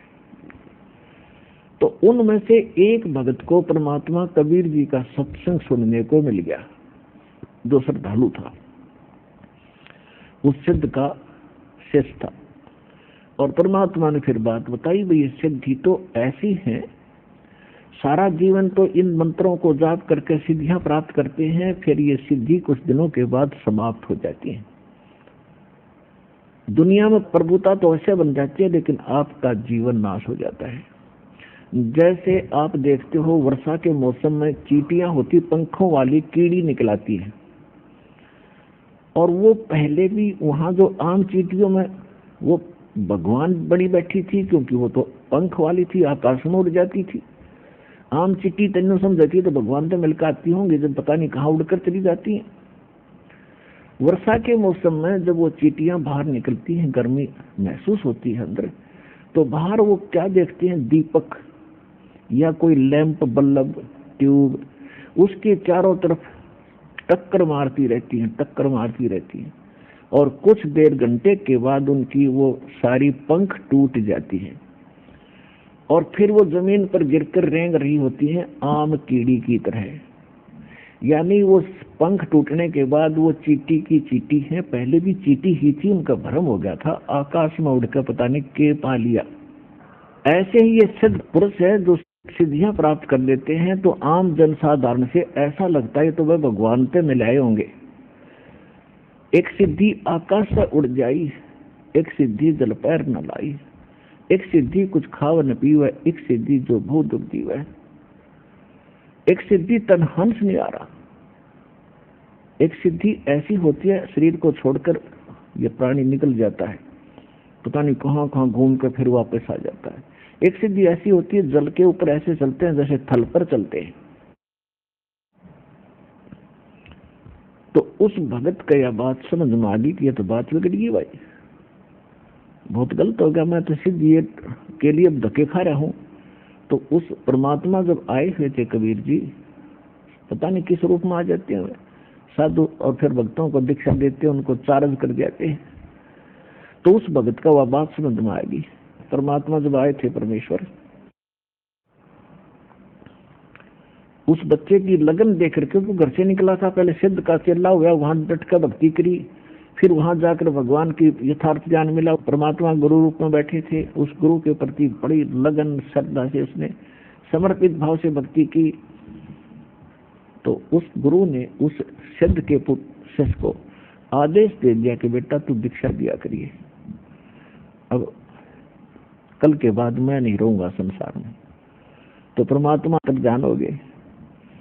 अब वो अपना जैसे भी गुरुजी ने बताया था वो मंत्र देने लगा और वो भक्ति करने लगा। एक दिन कोई समागम था इनका, वहां पर ये सभी साधु संत इकट्ठे हो गए।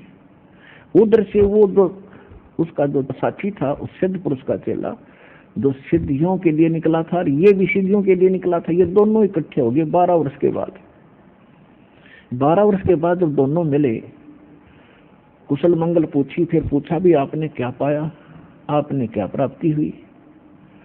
तो जो परमात्मा कबीर जी का शिष्य हो गया था वो कहने लगा भी मैंने तो सब कुछ पा लिया।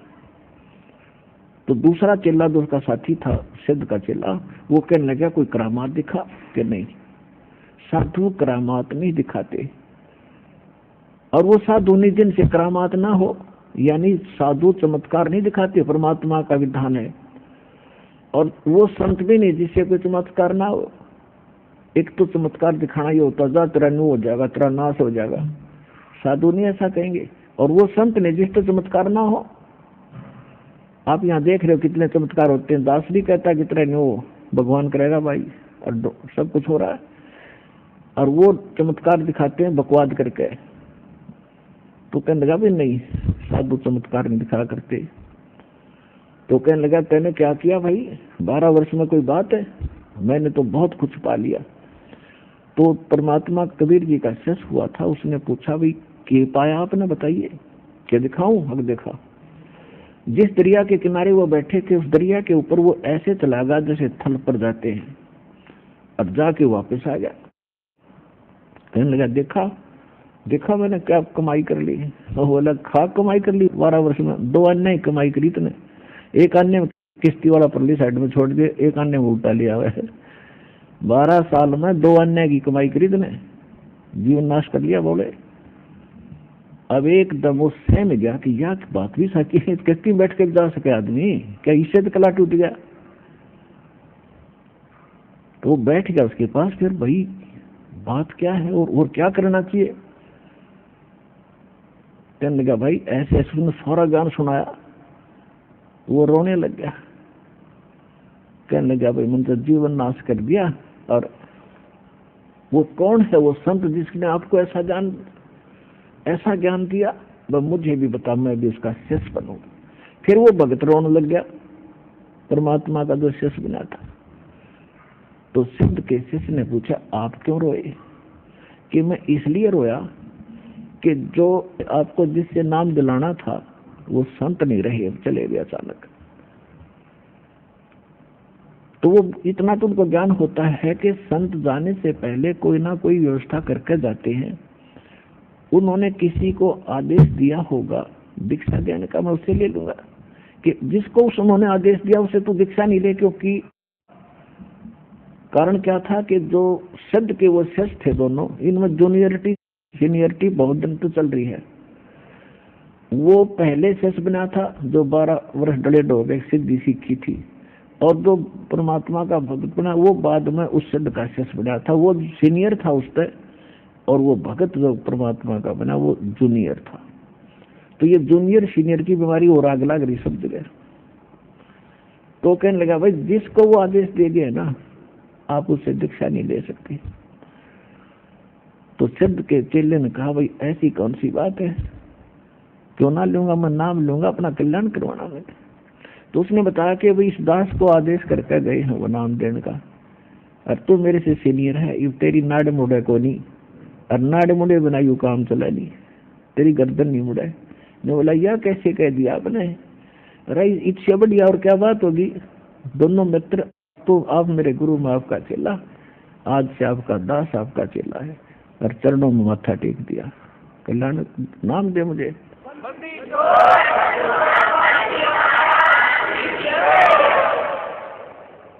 तो पुणात्मा कहते हैं वक्त पर सौदा करे और बाढ़ में जाओ, वो नकली ज्ञान है। तो ये साधु संतों के लक्षण होते हैं, और ऐसे ये भक्ति मार्ग अपना प्रफुल्लित होगा। इस प्रकार हमने इस मार्ग को आगे बढ़ाना है। अपनात्मा हमने अभी तक लोकवेद सुने हुए थे और परमात्मा की महिमा से हम परिचित नहीं थे, जिस कारण से हम भक्ति न कर सके। जब तक हमें सारा ज्ञान होगा इन ऑल रेस्पेक्ट, तभी हम भक्ति कर पाएंगे। धर्मदास जी को परमात्मा मिले थे, और फिर परमात्मा से परिचित होने के बाद वो उनके प्रति कितने समर्पित हुए थे। धन धन सतगुरु सत कबीर भगत की पीड़ मिटाने वाले। धन धन सतगुरु सत कबीर भगत की पीड़ मिटाने वाले, भक्त की पीड़ मिटाने वाले, भक्त की पीड़ मिटाने वाले। धन धन तो कबीर भगत की पीड़ मिटाने वाले।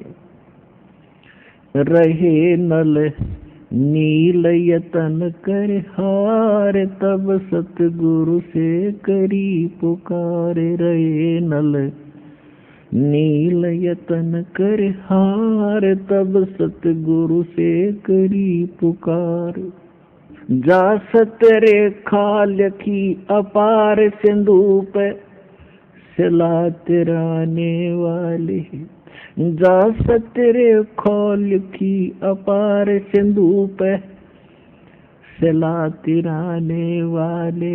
धन धन सतगुरु सत कबीर भगत की पीड़ मिटाने वाले।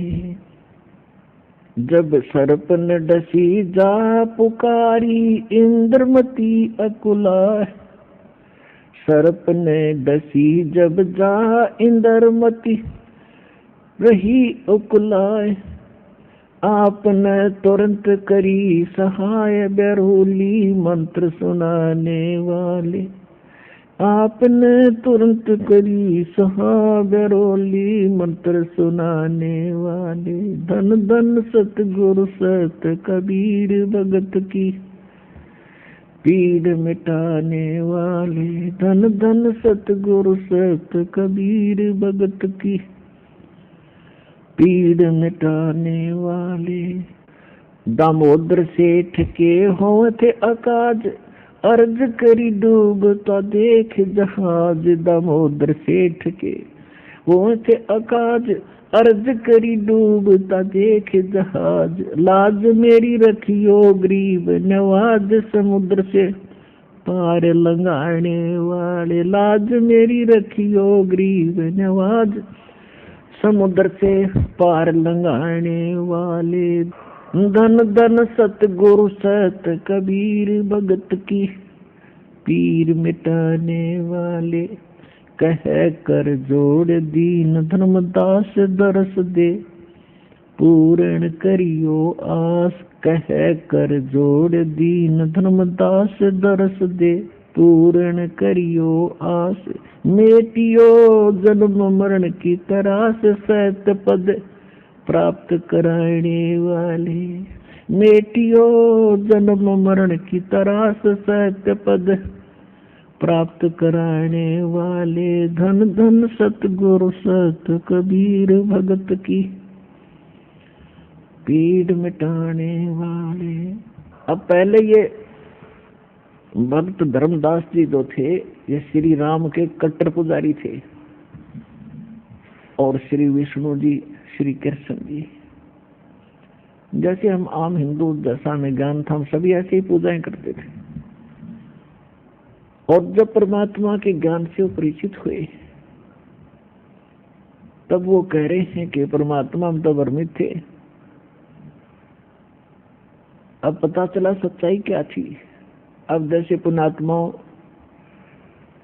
हम सुना करते थे कि समुद्र के ऊपर पुल श्री रामचंद्र जी ने बनवाया, ठीक है। फिर हम सुनते थे कि नल नील के हाथों में एक ऐसी करामात थी कि जो पत्थर उठा कर रख देते थे वो पानी में डूबा नहीं करते। तीसरा हम कारण सुनते थे कि हनुमान जी ने उसका राम नाम लिख दिया था, इसलिए पत्थर गिरे थे। ये था लोकवेद दंत कथा उआबाई, जिसका कोई सिर पैर नहीं था। वास्तविकता ये थी कि परमात्मा चारों युगों में आते हैं।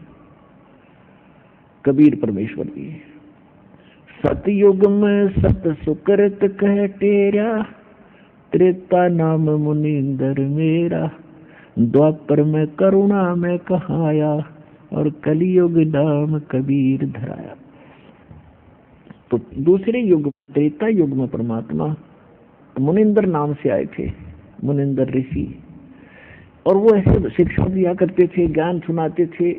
कुछ श्रद्धालु उनकी दीक्षा लेकर जो दुखी आते थे परमात्मा के दरबार में, देखो वैसे तो हम विज्ञानी काल पकाए रखे हैं, घने विद्वान बना रखे हैं।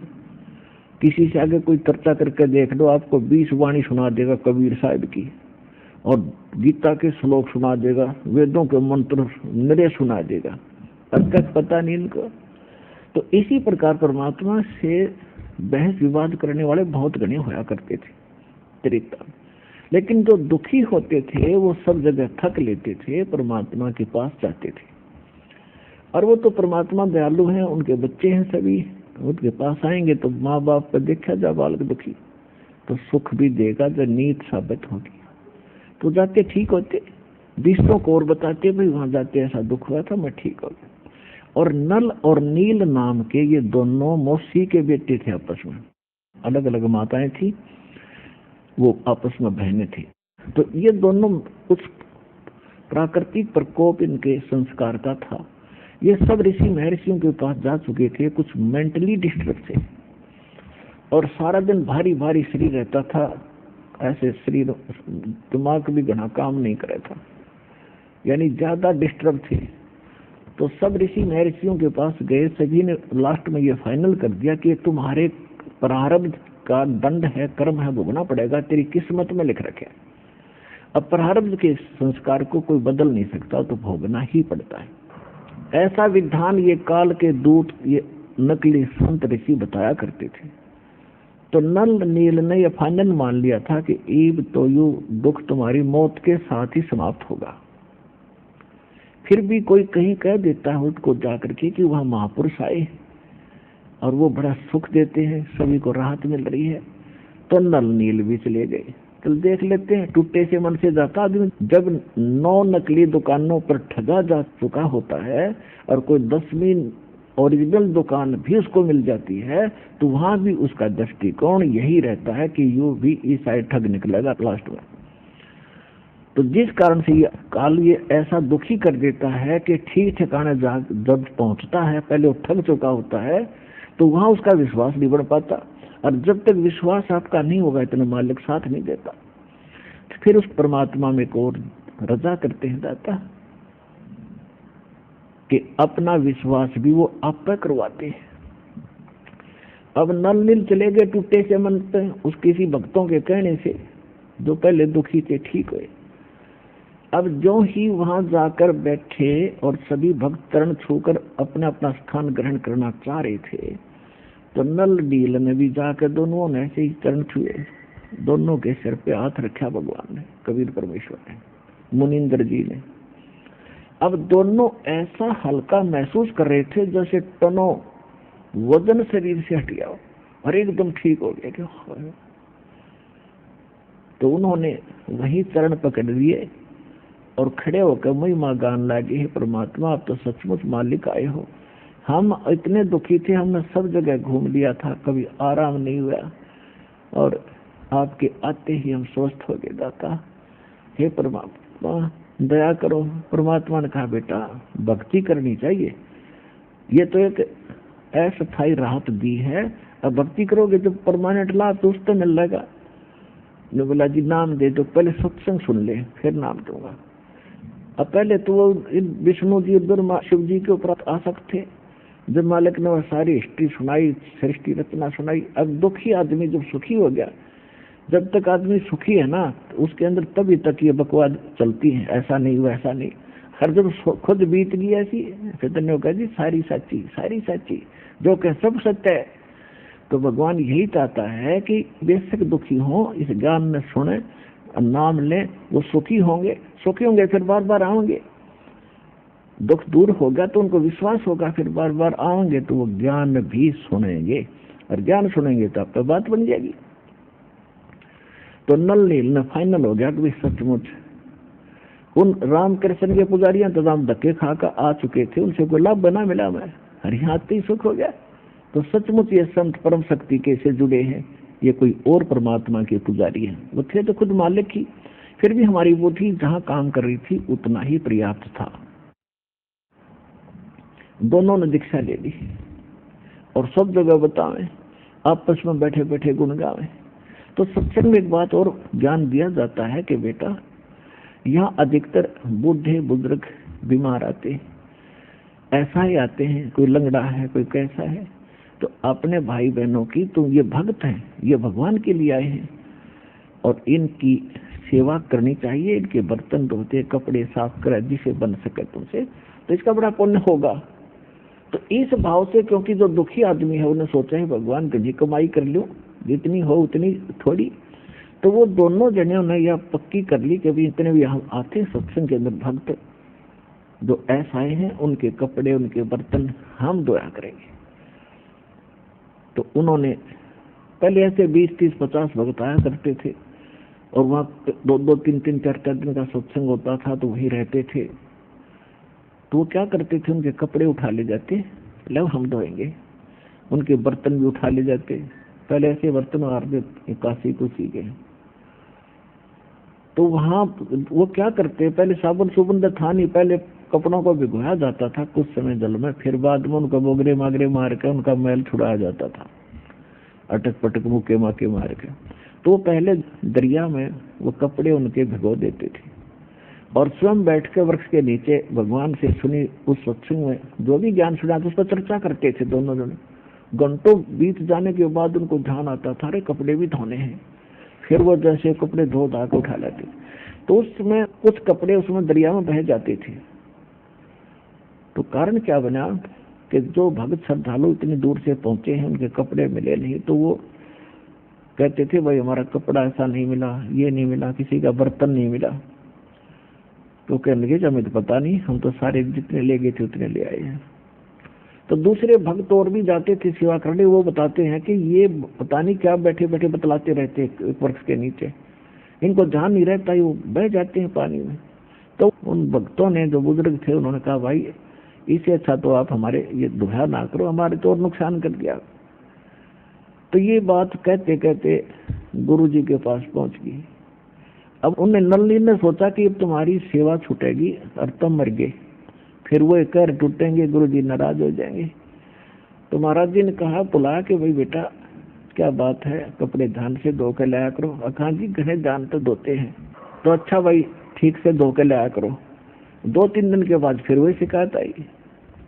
तो फिर परमात्मा ने कहा कि बेटा आपको बार बार कहा है ध्यान रखा करो, ठीक आप सेवा ना करो, इनसे दुखी हो गए तो आप सेवा ना करो, इससे चरणों में गिर गए, ये महाराज मर जाएंगे, हमारा तो विनाश हो जाएगा, मुश्किल से आपकी दया हुई है, हमारी सेवा ना छुटवाओ। उन्हें सोचे गुरु जी नाराज हो गए। अब उनकी दीन हालत देखकर, हृदय की पुकार देखकर परमात्मा ने तरस आ गया कि आत्मा घनी दुखी हो जाएंगी जब सेवा छुटवा दी। तो कहा बेटा चल ठीक है, आप करो सेवा, आप दोनों को मैंने वरदान दे दिया, आशीर्वाद दे दिया, तुम्हारे हाथ से कोई वस्तु पानी में डूबे नहीं गई। वो बड़े खुश हुए। उन्हें जाकर के, जैसे मिट्टी के भी पत्थर होते थे उस समय, एक आधा काशी का होता था, तो उन्होंने जो का तो पानी में भर के काशी का बेला और जल पर रख दिया, वो यूं का नु रखा रहा, नीचे लहरें चल रही हैं और वो यूं का नु भरा, और भी तमाशा देख रहे हैं भगत। सचमुच गुरु जी का इसका आशीर्वाद हो गया इनको। तो पत्थर उठा कर रख दिए, पत्थर भी नौका नु वहीं स्थिर हो जाता था। और कपड़े जहां रख दिए वो हाथ ला के हिला देना, पत्थर नो के नो कपड़े रखे रहते थे। तो ये उनके अंदर उस परमात्मा ने इसलिए गुण दे दिया कि ये मानना नहीं, और इनके कपड़े खराब होते हैं, ये भी दुखी और ये भी दुखी, तो दोनों को सुख दे दिया। वो समर्थ भगवान है, जो चाहे सो करते। अब कुछ दिनों के बाद क्या हुआ, अब सत्संग समाप्त हो जाते थे, साल 6 महीने में कभी सत्संग होते थे। तो उधर से वो भक्तों को पता चला नल नील को कि ऐसे ऐसे एक रावण राजा है, उसने माता सीता को उठा लिया है, उसको छुड़ाने के लिए सभी साधु भक्त और इकट्ठे हो रहे हैं, चलो रावण को कूटेंगे पीटेंगे। तो भक्त भी साथ चले गए वहां पर। अब वहां पहुंच गए समुद्र के उरली साइड में, और पुल बनाने की समस्या आ गई। तो समुद्र के अंदर घुटनों पानी में खड़ा होकर श्री रामचंद्र अर्थात विष्णु जी ने 3 दिन प्रार्थना की थी कि हे जल्दी, हे समुद्र राज, मुझे रास्ता दे दे, मैं बहुत दुखी हूँ, ये मेरे साथ बीत गया है, आप भी भक्त हो, आपने मेरी मदद करनी चाहिए। क्योंकि इन जल का देवता होता है वरुण, और वरुण के अंतर्गत फिर अन्य आगे और छोटे देवता होते हैं। ये इस प्रकार इन्होंने सभी जल स्रोतों को उनके अधीन कर रखा है। जब 3 दिन तक घुटनों पानी में खड़ा होकर याचना करने से भी समुद्र नहीं माना, नहीं रास्ता दिया, तो उसी समय श्री राम ने कहा कि लक्ष्मण मेरा वो अग्नि बाण दे, ये लातों के भूत बातों से नहीं मानते, इसको फूकूंगा। और जो ही वो अग्नि बाण छोड़ना चाहा, उसमें से लपटें निकलने लगी। उसी से ब्राह्मण रूप बनाकर और समुद्र बाहर आ गया और कहा महाराज इसको फूक दोगे मुझे तो इसमें फिर भी आप पार नहीं हो सकते, क्योंकि ये तो खड्डा बन जाएगा, बहुत भारी झील हो जाएगी और कितने जीव मरेंगे, आपको पाप लगेगा। तो श्री राम ने कहा कि फिर मैं क्या करूं, मैं भी तो बहुत दुखी हूं, मुझे कोई विकल्प बता। तो उसने कहा कि ऐसा काम करो, सर्प भी मरे लाठी भी ना टूटे। कि वो कौन सा तरीका? कि समुद्र ने कहा कि आपकी सेना में नल नील नाम के 2 एक भक्त हैं, उनके गुरुजी का दिया उनको आशीर्वाद है कि वो जल के ऊपर से पत्थर भी धर दें, वो डूबता नहीं। तो आशा की एक किरण दिखाई दी श्री रामचंद्र जी ने, नल नील को आवाज लगाएगी, वो सामने आए। अब यहां हम मार खाते हैं कि जैसे माता गर्भ को रखे यत्न बना, ठेस लगे तो अक्षीण हो, तेरी ऐसे भक्ति जावे। अब वहां नल्ली नर देखा कि यहाँ तो अंगद भी फेल हो गया, हनुमान जैसे बलवान भी फेल है तुम्हारे सामने, तुम्हारी महिमा होगी। यह मार खाता प्राणी यहाँ पर है। तो उस दिन वो भगवान नहीं भूल गए और गुरु जी को भी भूल गए। अपनी महिमा दिखाने के लिए सामने आगे सीना तान कर खड़े हो गए रामचंद्र के पास, और उनसे पूछा गया कि क्या भाई आपके अंदर कोई ऐसी पावर है, आपके हाथों में कोई शक्ति है? हाँ जी, कि भाई एक एक्सपेरिमेंट करके दिखाओ तभी विश्वास होगा। तो उन्होंने पत्थर उठाया, रख दिया, डूब गया, दूसरा उठाया, फिर डूब गया। उनको तो विश्वास था कि डूबता ही नहीं था। तब वो एकदम सहम गए, भाई आज क्या बनी, दोनों के हाथ से पत्थर नहीं तर रहे। तब उस ब्राह्मण रूप में खड़े समुद्र की तरफ श्री रामचंद्र जी ने ऐसे देखा, ये कहना चाहा हो कि समुद्र तू झूठ बोल रहा है। तब समुद्र ने कहा कि नलनील तुमने बड़ी भारी गलती कर दी, आज तुमने अपने गुरु को याद नहीं किया, जिस कारण से तुम फेल हो गए। रहे नल नील यतन करे हार, तब सतगुरु से करी पुकार। रोए नल नील यतन करे हार, तब सतगुरु से करी पुकार। जा सत रेखा लिखी अपार, सिंधु पे सिला तिराने वाले। जा सत रेखा लिखी अपार, सिंधु पे सिला तिराने वाले। धन धन सतगुरु सत कबीर, भगत की पीड़ मिटाने वाले। अपने आत्माओं, आपको पहले भी बताते रहे हम कि जिस समय परमात्मा प्रथम सतयुग में यहाँ आए थे, इस काल में वरदान लिए थे भगवान के। उन वरों में से एक ये भी वर था कि मेरा पुत्र जाएगा और ऐसी घटना उसके प्रारब्ध में लिखी है वह घटेगी। लेकिन वो इतना सक्षम नहीं है कि समुद्र पर पुल बना सके। भगवान आप उनकी दया करिए, वो पुल बनवाइए। परमात्मा को वो वायदा भी याद था, और उधर से नल नील की फड़क भी निकालनी थी, ना भक्ति नाश हो जाता उनका। उनको ये बताना था कि जैसे माता गर्भ को रख यतन बना, और ठेस लगे तो छन्न हुआ तेरी ऐसे भक्ति का। अब उसमें अभिमान आ गया उनके अंदर, उन्होंने अपना भट्ठा बैठा दिया। तो इसी प्रकार हम छोटी सी कोई सिद्धि या शक्ति प्राप्त करके अपनी औकात नहीं भूलनी चाहिए, और भगत बनकर दास बनकर ही रहना चाहिए। जो कुछ भी हो रहा भगवान की कृपा मानना, अपने सिर पर नहीं ले, नहीं तो बहुत हानि हो जाएगी। तो जब परमात्मा वहां पहुंचे ऋषि रूप में, श्री राम ने भी चरण दिए, समुद्र ने भी चरण दिए, और भी सेना वहीं से अपना प्रणाम किया। तब श्री रामचंद्र जी ने कहा कि भगवान ऐसे ऐसे मेरे ऊपर आपत्ति आई है, और आज आपके चेलों में वो शक्ति नहीं रही जो आपने वरदान दिया। तो परमात्मा ने कहा कि इनमें वो शक्ति अब रहेगी भी नहीं, समाप्त होगी आज से। इन्होंने बहुत बड़ी गलती की है, इनमें प्रभुता आएगी, मान बढ़ाई घर करेगी। और जहां मान बढ़ाई और अहंकार है वहां मैं नहीं रह सकता, भगवान नहीं रहेगा। फिर श्री राम ने कहा कि परमात्मा हे महर्षि जी, हमारे ऊपर एक ऐसी आपत्ति आई है, इसका समाधान करो। आप जब अपने बच्चों को, अपने शिष्यों को ये शक्ति दे सकते हो, तो मेरा भी कुछ ये संकट निवारण करो। तब परमात्मा ने एक सोटी उठाई, डंडी, और कहा जो मेरे पीछे पीछे। उन्होंने एक पहाड़ था, उसके चारों तरफ एक रेखा खींच दी चारों तरफ,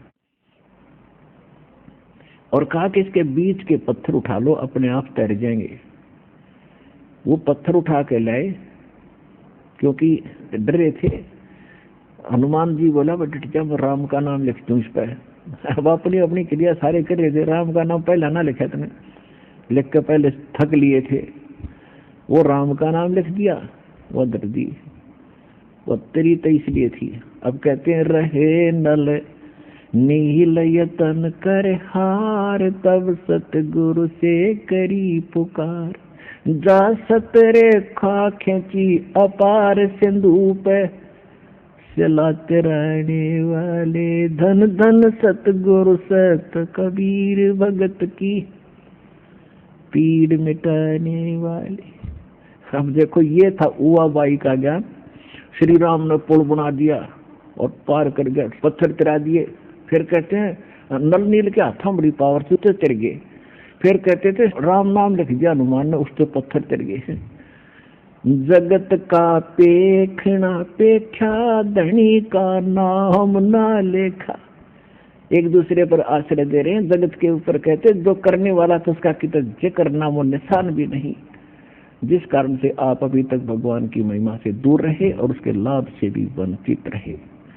अब आपको वो तत्व ज्ञान और यथार्थ भक्ति और मंत्र समाधान मिला है, वो इस दास के पास है। और अपना कल्याण कराओ। दास पलकें बिछाई बैठा आपके लिए। आप भगवान के बच्चे हो, पार हो जाएंगे।